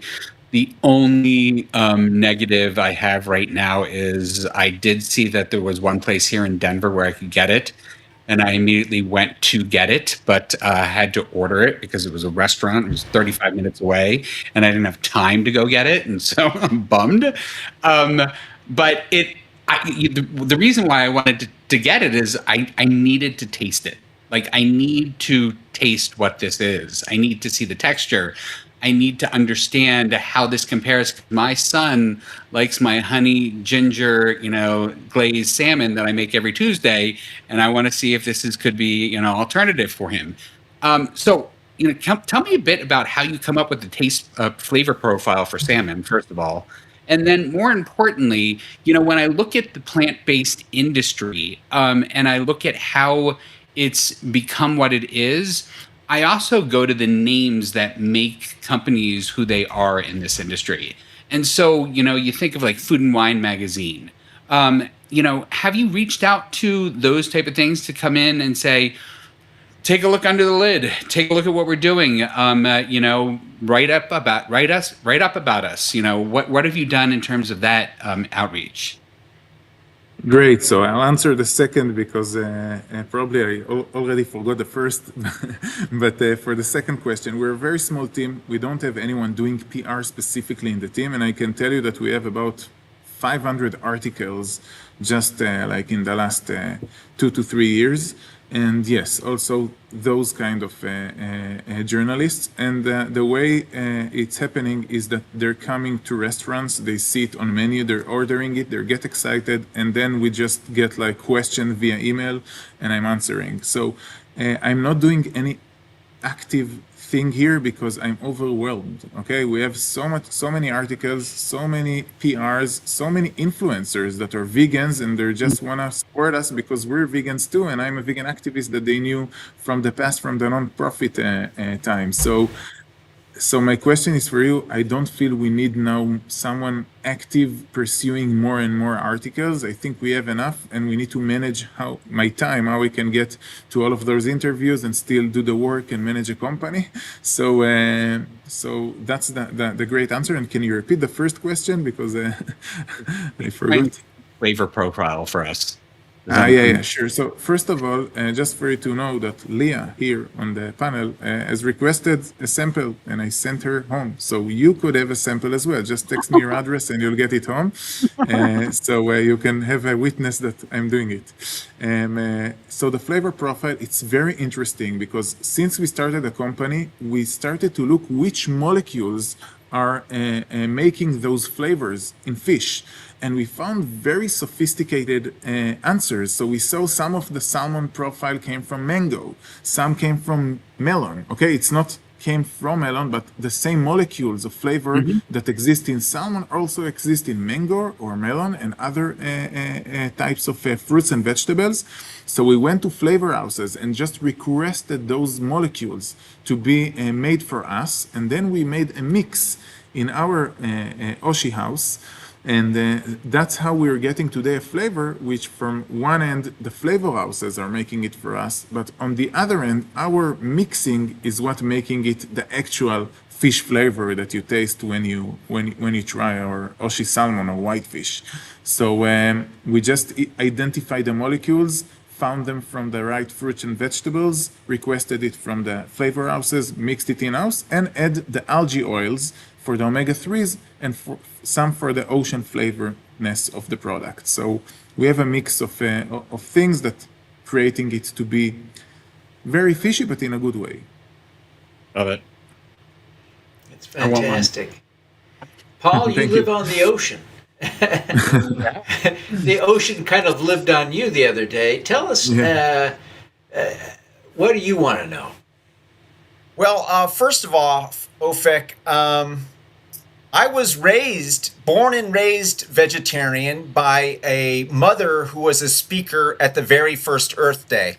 So I am probably as a big a target market as you could possibly get.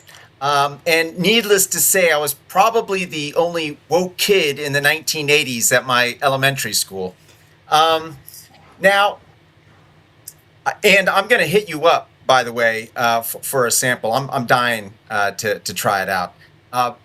However, building a truly lifelike plant-based whole-cut protein is one of the hardest engineering problems in food tech, and it shows in what it costs. You've already raised significant capital across equity, safes, and debt, and your own disclosures say you don't have 12 months of runway on the current plan. Realistically, how much more time and capital will it take from here to reach a self-sustaining place, and what specifically will get you there?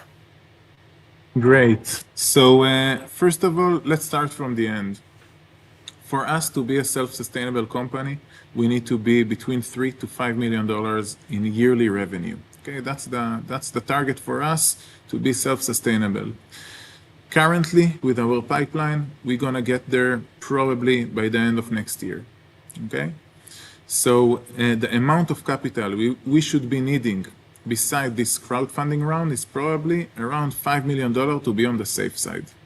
And I believe that being successful at Hy-Vee and Whole Foods, the 2 new accounts we're getting in, and we're also going to get into Hungry Root in January, that we have a verbal agreement with them, still not signed, but it looks really positive. That's what's gonna matter. If we'll be successful there, assuming that we will get to the $2 per fillet that we're putting in our production facility that is already in the making and should be ready in Q4. If both of those gonna happen, the ability for us to raise capital even from our existing investor is huge, because it's gonna be additional $5 million that will take us to the self-sustainability that you're all looking for. And that's our target. We're now proving that we're gonna be successful in these few large accounts, and we're gonna take down our production cost. Both of those gonna lead us to the success. That's what I believe. Fantastic. Léa, what would you like to know? I think I need to make a little clarification right here. I don't know if I requested a fish. I remember wondering when I could find it and you offering it. So thank you very much, Opek. Good taste. Well, it was actually good. I know that you use a mushroom to make it, and I'm a mushroom lover. So I'm also a salmon lover. I can't tell you it was exactly the Alaskan salmon in terms of flavor, but it was a very good product that it definitely felt like a premium product. And I feel that I also ate it raw, nothing on it. I just wanted to get the taste. I think that a great seasoning, you will definitely feel like you've not eaten, like you're eating a salmon. Now, if you ate a salmon yesterday, I don't know. But if you did not eat a salmon in 5 years, I think that definitely going to get it. So that's what I think about it. And I do think that you can get customers. Now, I think I kind of get my hardest question for you, because you have such a good energy. I feel like I can go for it. Go for it. I've told you before, I love the vegan food space, but like a lot of investors that invested back in 2021, I got burned by it, and my investments are now worth zero. The market is still declining. So, Opek, I want to know, how do you grow a company like Oshi in a market that is declining, where investors feel like they've been burned, and customers also have been burned by trying a lot of products that were not as good and not as healthy? It's a really good question, and we all have assumptions. Probably some of them are right and some of them are wrong, but we had a few that I think that's why we're still here.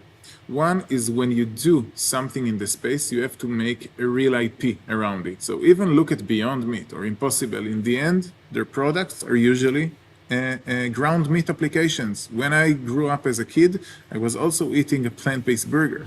Okay, but today it's a better plant-based burger, but it's still a plant-based burger. What we created is something that was not available before. We create a whole cut fish with a new machinery, new technology, new processes that is really taking to be something that has very few competition in the world, and no one in the US doing the same.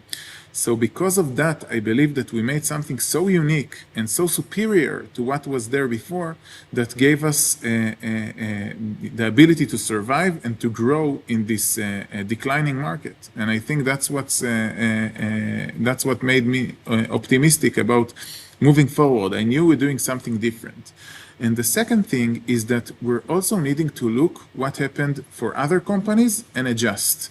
And currently, the offering for Oshi is adjustable. Okay, like a few years ago, for zero revenue, we would have higher valuations, and that's okay.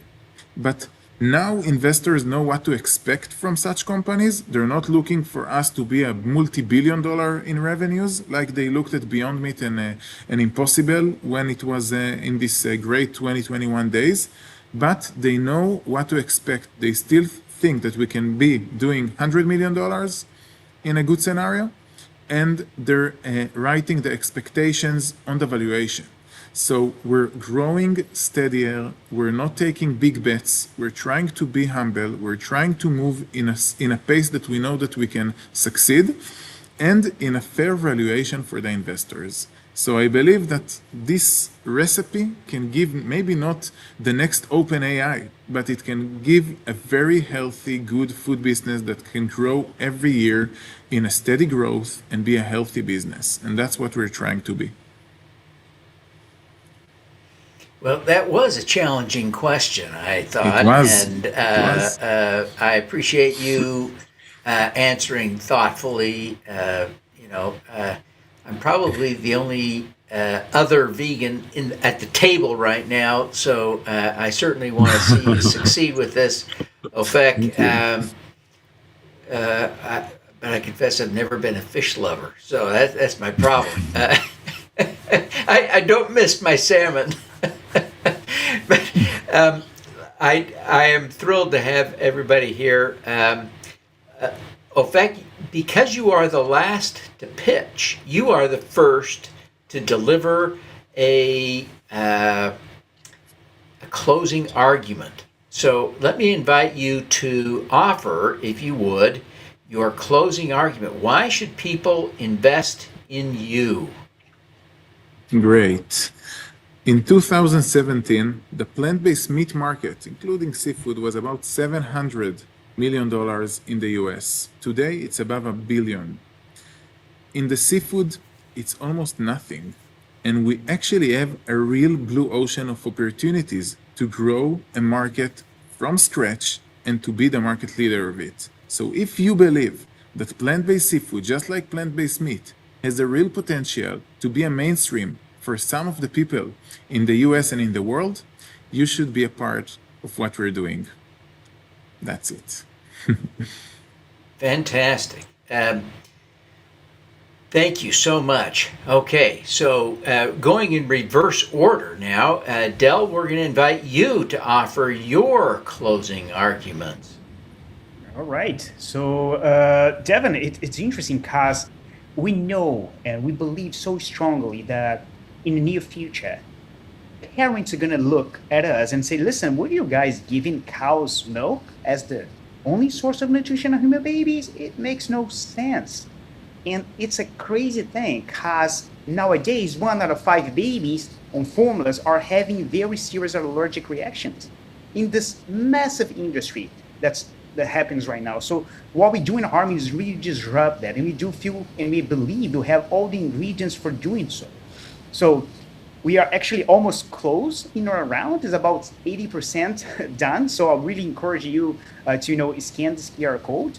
I'll meet you on the executive lounge in a minute. If you have any other further questions, you want to dive in whatever aspect of the business we have. And of course, don't forget to vote for Harmony. So thank you. Excellent. Thank you very, very much, Del. Our next closing argument will be David. All righty, David, take it away. All right, AI is changing our world overnight. Yet 50 million children are still walking into a school system built in 1880. So we're preparing our kids for a world that no longer exists. At Changemaker Education, we aren't just complaining about the system, but we're actually rebuilding it. We've launched a network of affiliate microschools across 20 states in a very short time. And we are giving the brilliant teachers the freedom to nurture what AI can never replace: the mind, body, and soul. Parents are looking for these types of schools, educators are ready to build them, and the government is already funding them right now. And we're building a movement. So if you believe that every child deserves to be seen, loved, heard, and prepared for the future, vote for Changemaker Education and join our We Fund Your campaign today.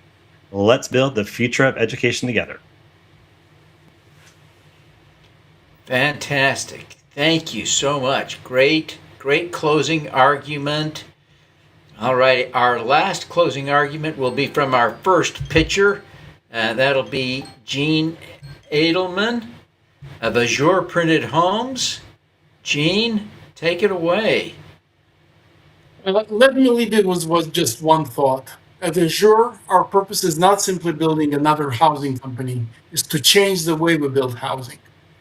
Housing is one of the largest challenges facing our country, and the traditional construction model simply isn't producing homes fast enough, affordably enough. We believe robotics, 3D printing, AI, use of recycled materials can change this. Today, we can build up to 70% faster, while automation reduces costs by approximately 30%. What I'm most proud of is that it's not just an idea. We're producing and delivering. We've built over 150 homes, generated $7 million in revenue, on target to do $15 million this year. We've proven technology, we've proven there is demand, we've proven purpose and profitability don't have to compete with each other. Now is the opportunity to scale. Our goal is ambitious, to make better housing accessible to millions of people. And to prove that, and we need to reinvent the oldest industry there is. That's what being purpose-built means to us. Thank you. And that is, Gene, a great little reminder that Azure Printed Homes is a Purpose-Built 100 company winner. Gene, congratulations on that. Thank you. Now, I said it before earlier. I want to reiterate it again now. I do not for 1 minute envy our judges who are now in the position of needing to decide who they're going to choose as the Judge's Choice Award winner tonight. I do have, we also simultaneously have the opportunity to have everyone can vote on the opportunity to pick a winner. And so there will be 2 awards. Award number 1 is the Judges Awards, and we're going to listen to our judges deliberate right now in person for real. This isn't staged or pretend. They are burdened with the task of choosing a winner for the Judges' Choice Award. And we are going to, at the audience, we get to choose the Audience Choice Award, or we call it the SuperCrowd Award. So I want to invite you all to be, all of you who are watching, this is your opportunity to be thinking about who is going to be the winner that you get to vote on. And we'll put up a link here just momentarily that will allow you to vote. So hang on. We're going to get to that in just 1 second. But Léa, Woody, Paul, deliberate. All right. How do you guys want to begin? Do you want to kick us off, Woody? Yeah, we've been doing this for a while, and I have to say that I'm always fascinated with the companies that are that come in front of us. This cohort is truly unique in the sense that I feel like the solutions to the problems that they have out there are all of them that I would use. I mean, and I can't say that for every single company that we looked at. So it was interesting to listen to what they're doing. You know me, when I'm looking at these deals, I'm also looking at it from the point of view of, we run our venture fund, revenues, earnings, multiples, and all that stuff play into a lot of my decision-making process, albeit trying to take into account the impact that these are having on our society as well in this scenario. So when I was considering everything that was going on, Harmony Baby, the true opportunity with that Gen 3, if they can get across that finish line, is transformational. Like, I see the impact. The thing that I'm trying to understand is why not start in Africa? There might be other easier places to get this up and running and get the proof of concept going. And so I was left wondering that with them. with Azure printed homes, like I said, it's like, how fun. Like, I want one of these. Like, my TikTok feed is full of these, ADUs, and I love looking at them. So I'm intrigued with this marketplace. The multiple, I'm not. I'm not going to talk about the deal terms and all that stuff, but I feel like there's a big chasm that is missing, and a lot of ground that needs to be taken up. I would not push for an IPO if we're seeing what's happening with other people in the marketplace. A public liquidity is great, but you know what? With Reg CF, after 12 months of holding, you've got a liquidity built in. So if you're doing great, list your securities on an ATS and let the investors, bid up the price. That'll do great for your valuation as well there as well. Changemaker education, I see it happening around us. So it makes sense that more and more people would be doing this. And it really makes sense when I watch the news and I see what's happening with the government pulling back on public education, which is forcing more people, I think, into making these decisions. So I feel like the government's making the case for it. I was, left with, questions about, scale and the ability to scale there. Oshi, again, I'm not vegan, but I love to explore all of the plant-based stuff and see how it compares. I do have a celiac in our house, so we have to deal with that. But I really like the methodical process to which OFX really approach this opportunity from both the research, from both the scaling, from building out the customer base. The fact that they're relying on the marketing from other people. I felt like that was a solid story, and I liked the revenue trajectory that he's on in relation to the valuation. So, at the end of the day, it was Oshi for me. Paul, you want to go ahead while you're with us? I guess that was his answer. I think today I was surprised because I was coming in with hard questions for founders because I had doubts about a lot of these companies, and a lot of them have been clear. So let me start by Azure.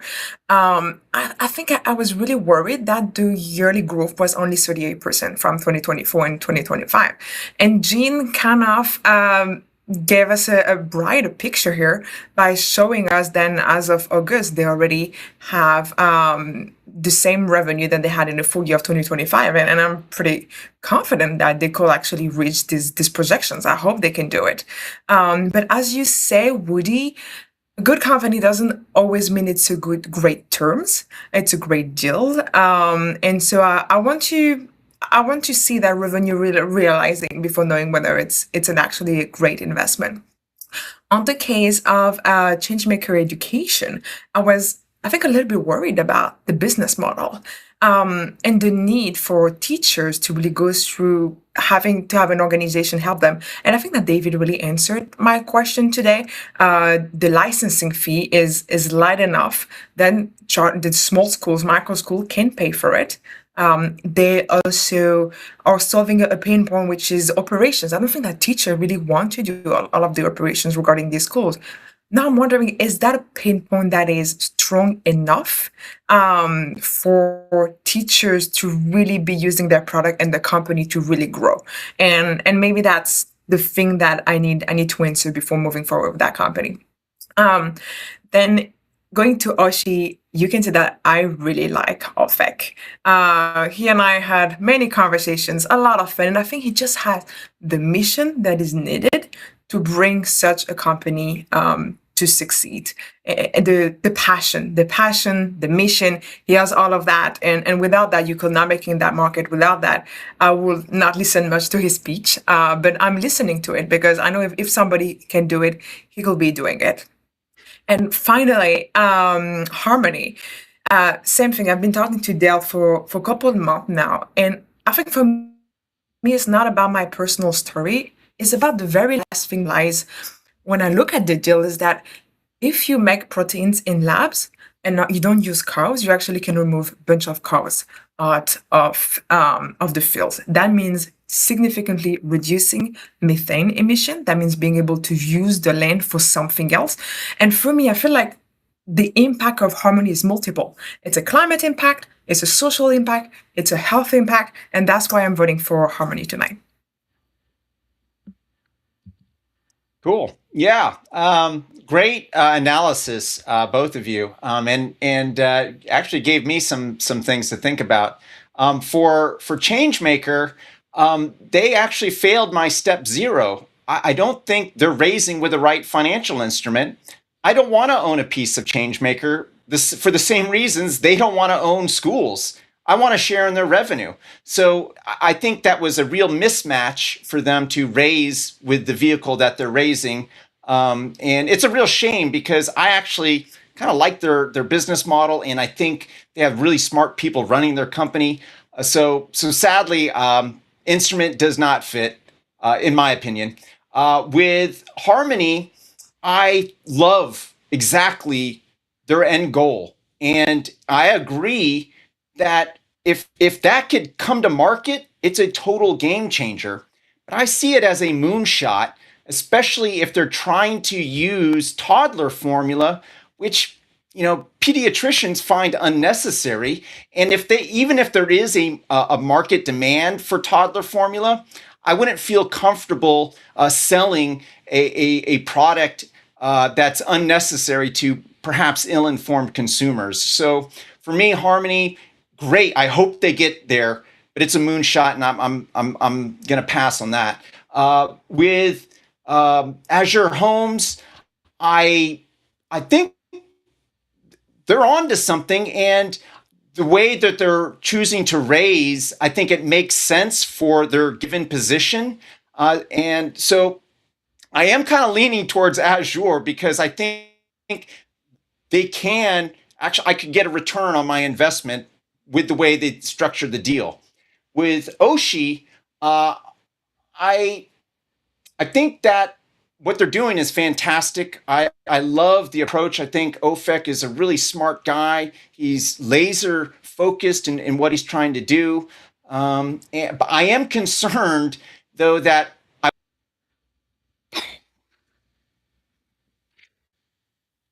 what are you concerned about? Fill in the blanks. So let me be clear, for those of you who are watching, you may have noticed that Paul struggled with his connection tonight. Paul Can you hear me now?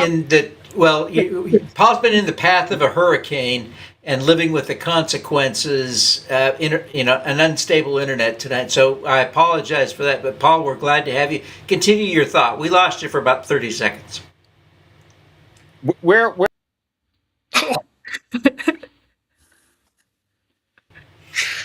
I think when Paul comes back, we need to ask Paul for his final vote. Yeah. Paul, if you're there, tell us what your vote is. What's your final vote? Oshi. Okay. So we got one vote for Oshi, one vote for Harmony from Léa. Oshi. Woody, what was? Yeah. So Paul is Oshi. Yes. Léa is Harmony. Oshi is my final. Yes. And Woody, what's yours? Mine was Oshi as well. Okay, so I think we have 2 Oshis and a Harmony.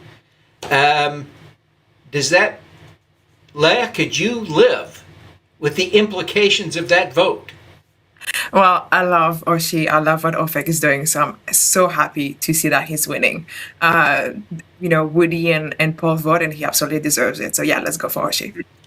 Okay, well, that is, wow. That was a difficult decision. Okay, so we have 2 minutes and 25 seconds left for the audience to choose the SuperCrowd Award winner.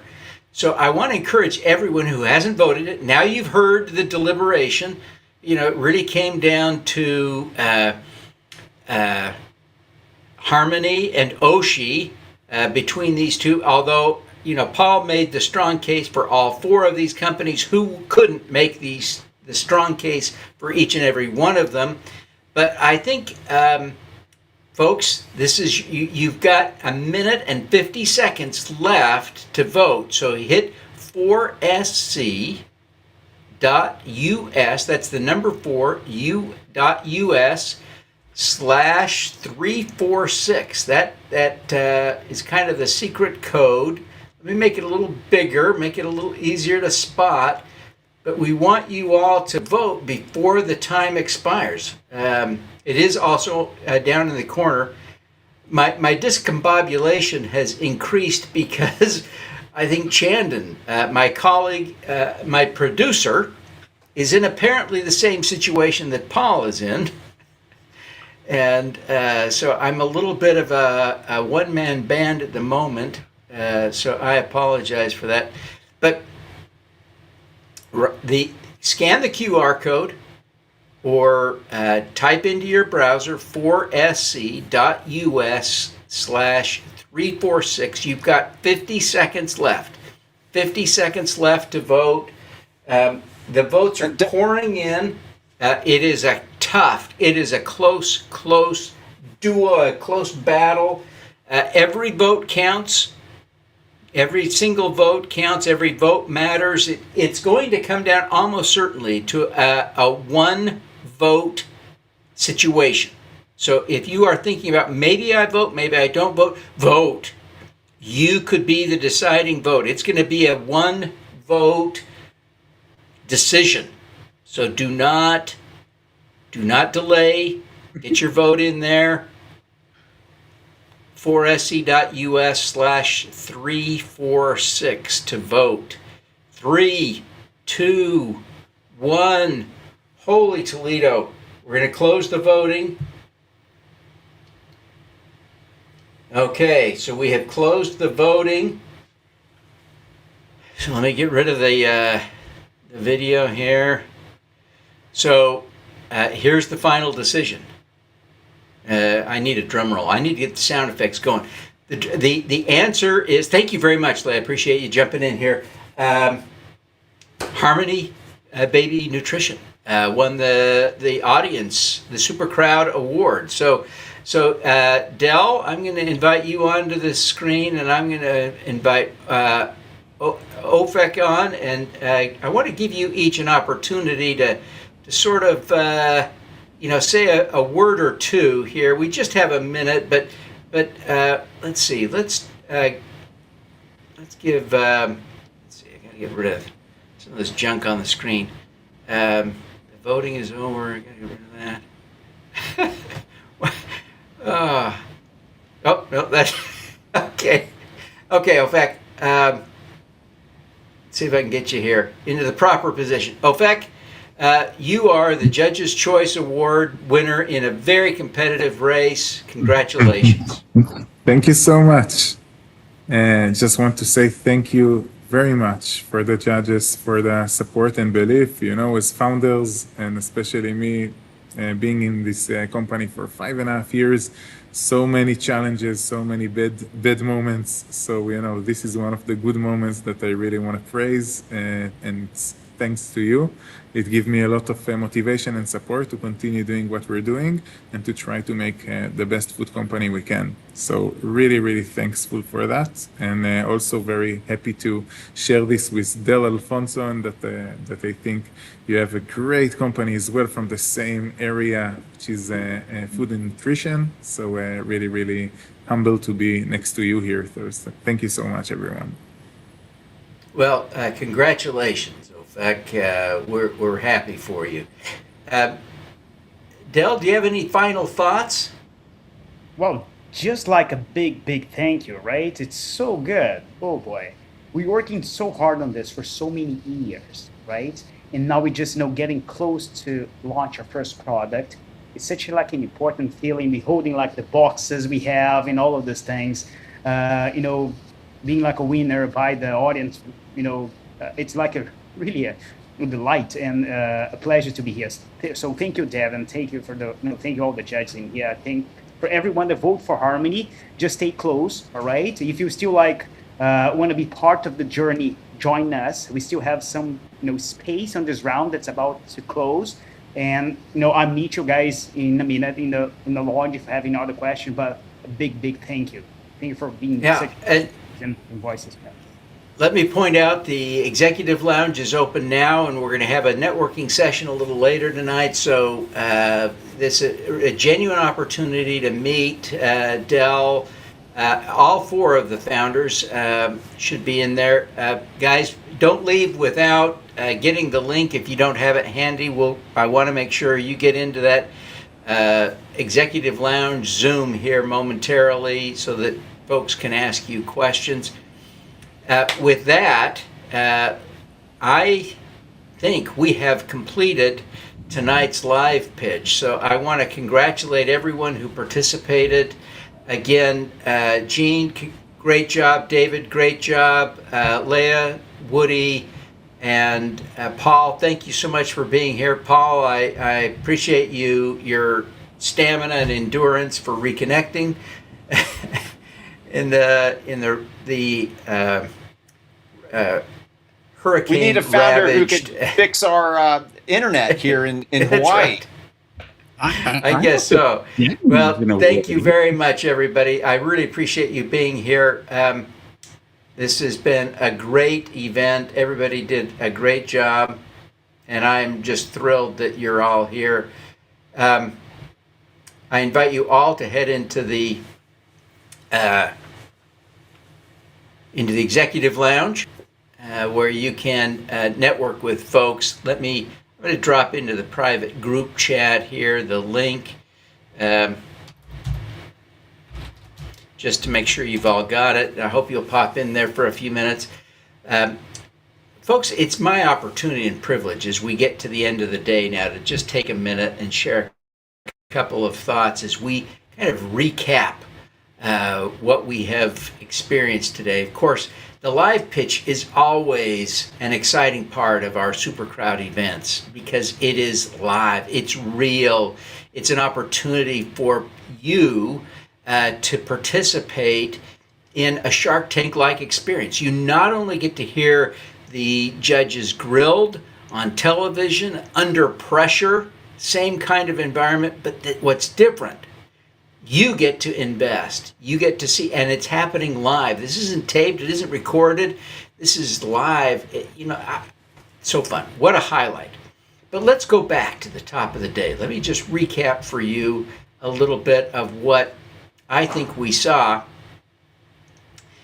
starting earlier today. We've had just, oh my gosh, a great day. So we started off with a panel discussion of Purpose-Built 100 winners.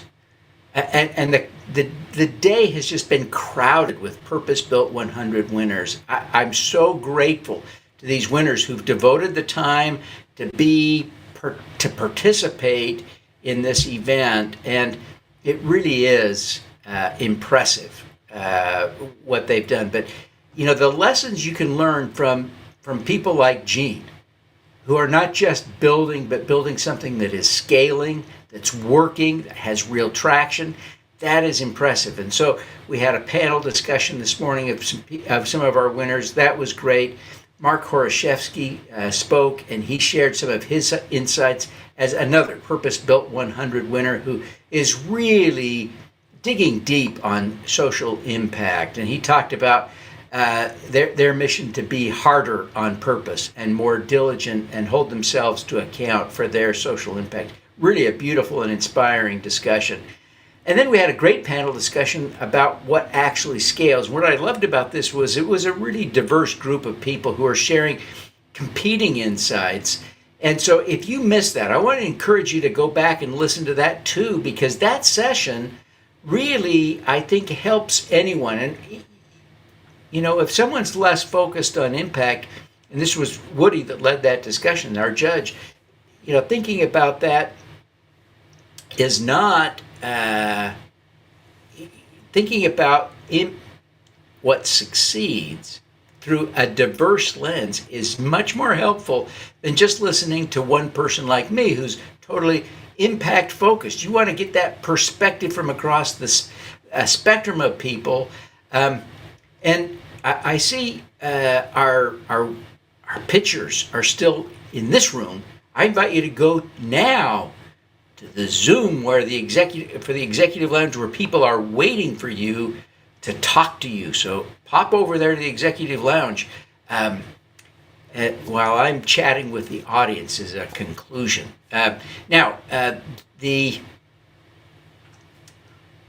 We had a great talk from TerraCycle, another Purpose-Built 100 winner, about the innovation around waste streams. And they've been just phenomenal. Big, sizable company, the kind of company that the companies who pitched tonight aspire to become. That's the kind of company that TerraCycle is. And they're also doing an offering, a Regulation A offering at the moment. Then we heard from Patricia Gilmore, and she's running one of the smaller impact Purpose-Built 100 companies, an amazing entrepreneur who has built from just the tiniest beginning a dozen years ago to something that now is really beginning to scale and have tremendous impact on so many fronts, from the environment to social justice and all kinds of factors. Really an amazing and inspiring entrepreneur we got to hear from this morning. And then we had I think a really insightful session with Ted McAleer, who's an angel investor with the Park City Angels, who is sharing his insights around impact investing. And as one who has recently launched a healthcare oriented incubator. It was hyper relevant to what we're talking about today. Great insights from him as well. And we had a great and really fascinating discussion with a panel about using capital as a form of activism. It's a genuine thing. And so it was great to see that. Then there's we had a discussion this afternoon with Jenny Kassan about funding your vision. She wrote the book, how to get money on your own terms without selling your soul. And, it was a really, I think, important discussion about impact investing and social entrepreneurship. We heard from Ann Carlson, the CEO of Jiminy's, this afternoon. Oh my gosh, that was, I don't know, that one might have been life-changing for me. I thought her presentation was profound. If you missed that one, you got to go back and watch that one. Innovating crowdfunding. We had the president of the Crowdfunding Professional Association, Brian Belley, spoke to us. Lots of great insights, data rich from Kingscrowd, where he works. Really a great presentation. And then we had a great panel discussion with a panel of angel investors, right? Some of whom are now in the executive lounge chatting up the founders. So this has been just a great day in so many ways. I want to encourage everybody to join us in the networking session this evening. That'll be getting started in just a few minutes. If you haven't bought your executive access ticket, you can buy it right now and get access to that executive lounge and join us in there. We would love to have you join us. With that, let me just play a little music video on the way out, and we'll plan on seeing you tomorrow bright and early for day 3. Tomorrow is the day we will rank the Purpose-Built 100. And this is trust me, you do not want to miss this. Not 1 minute of it. You want to be here all day. We will start the rankings in the morning. We're going to have 4 sets of rankings. One overall ranking. I mean, holy Toledo, you just don't want to miss a minute of that. Please plan to join us.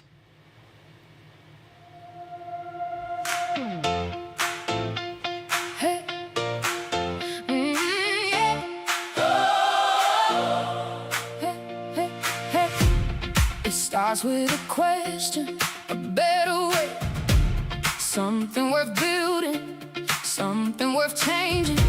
A spark becomes motion, a few become more. You take what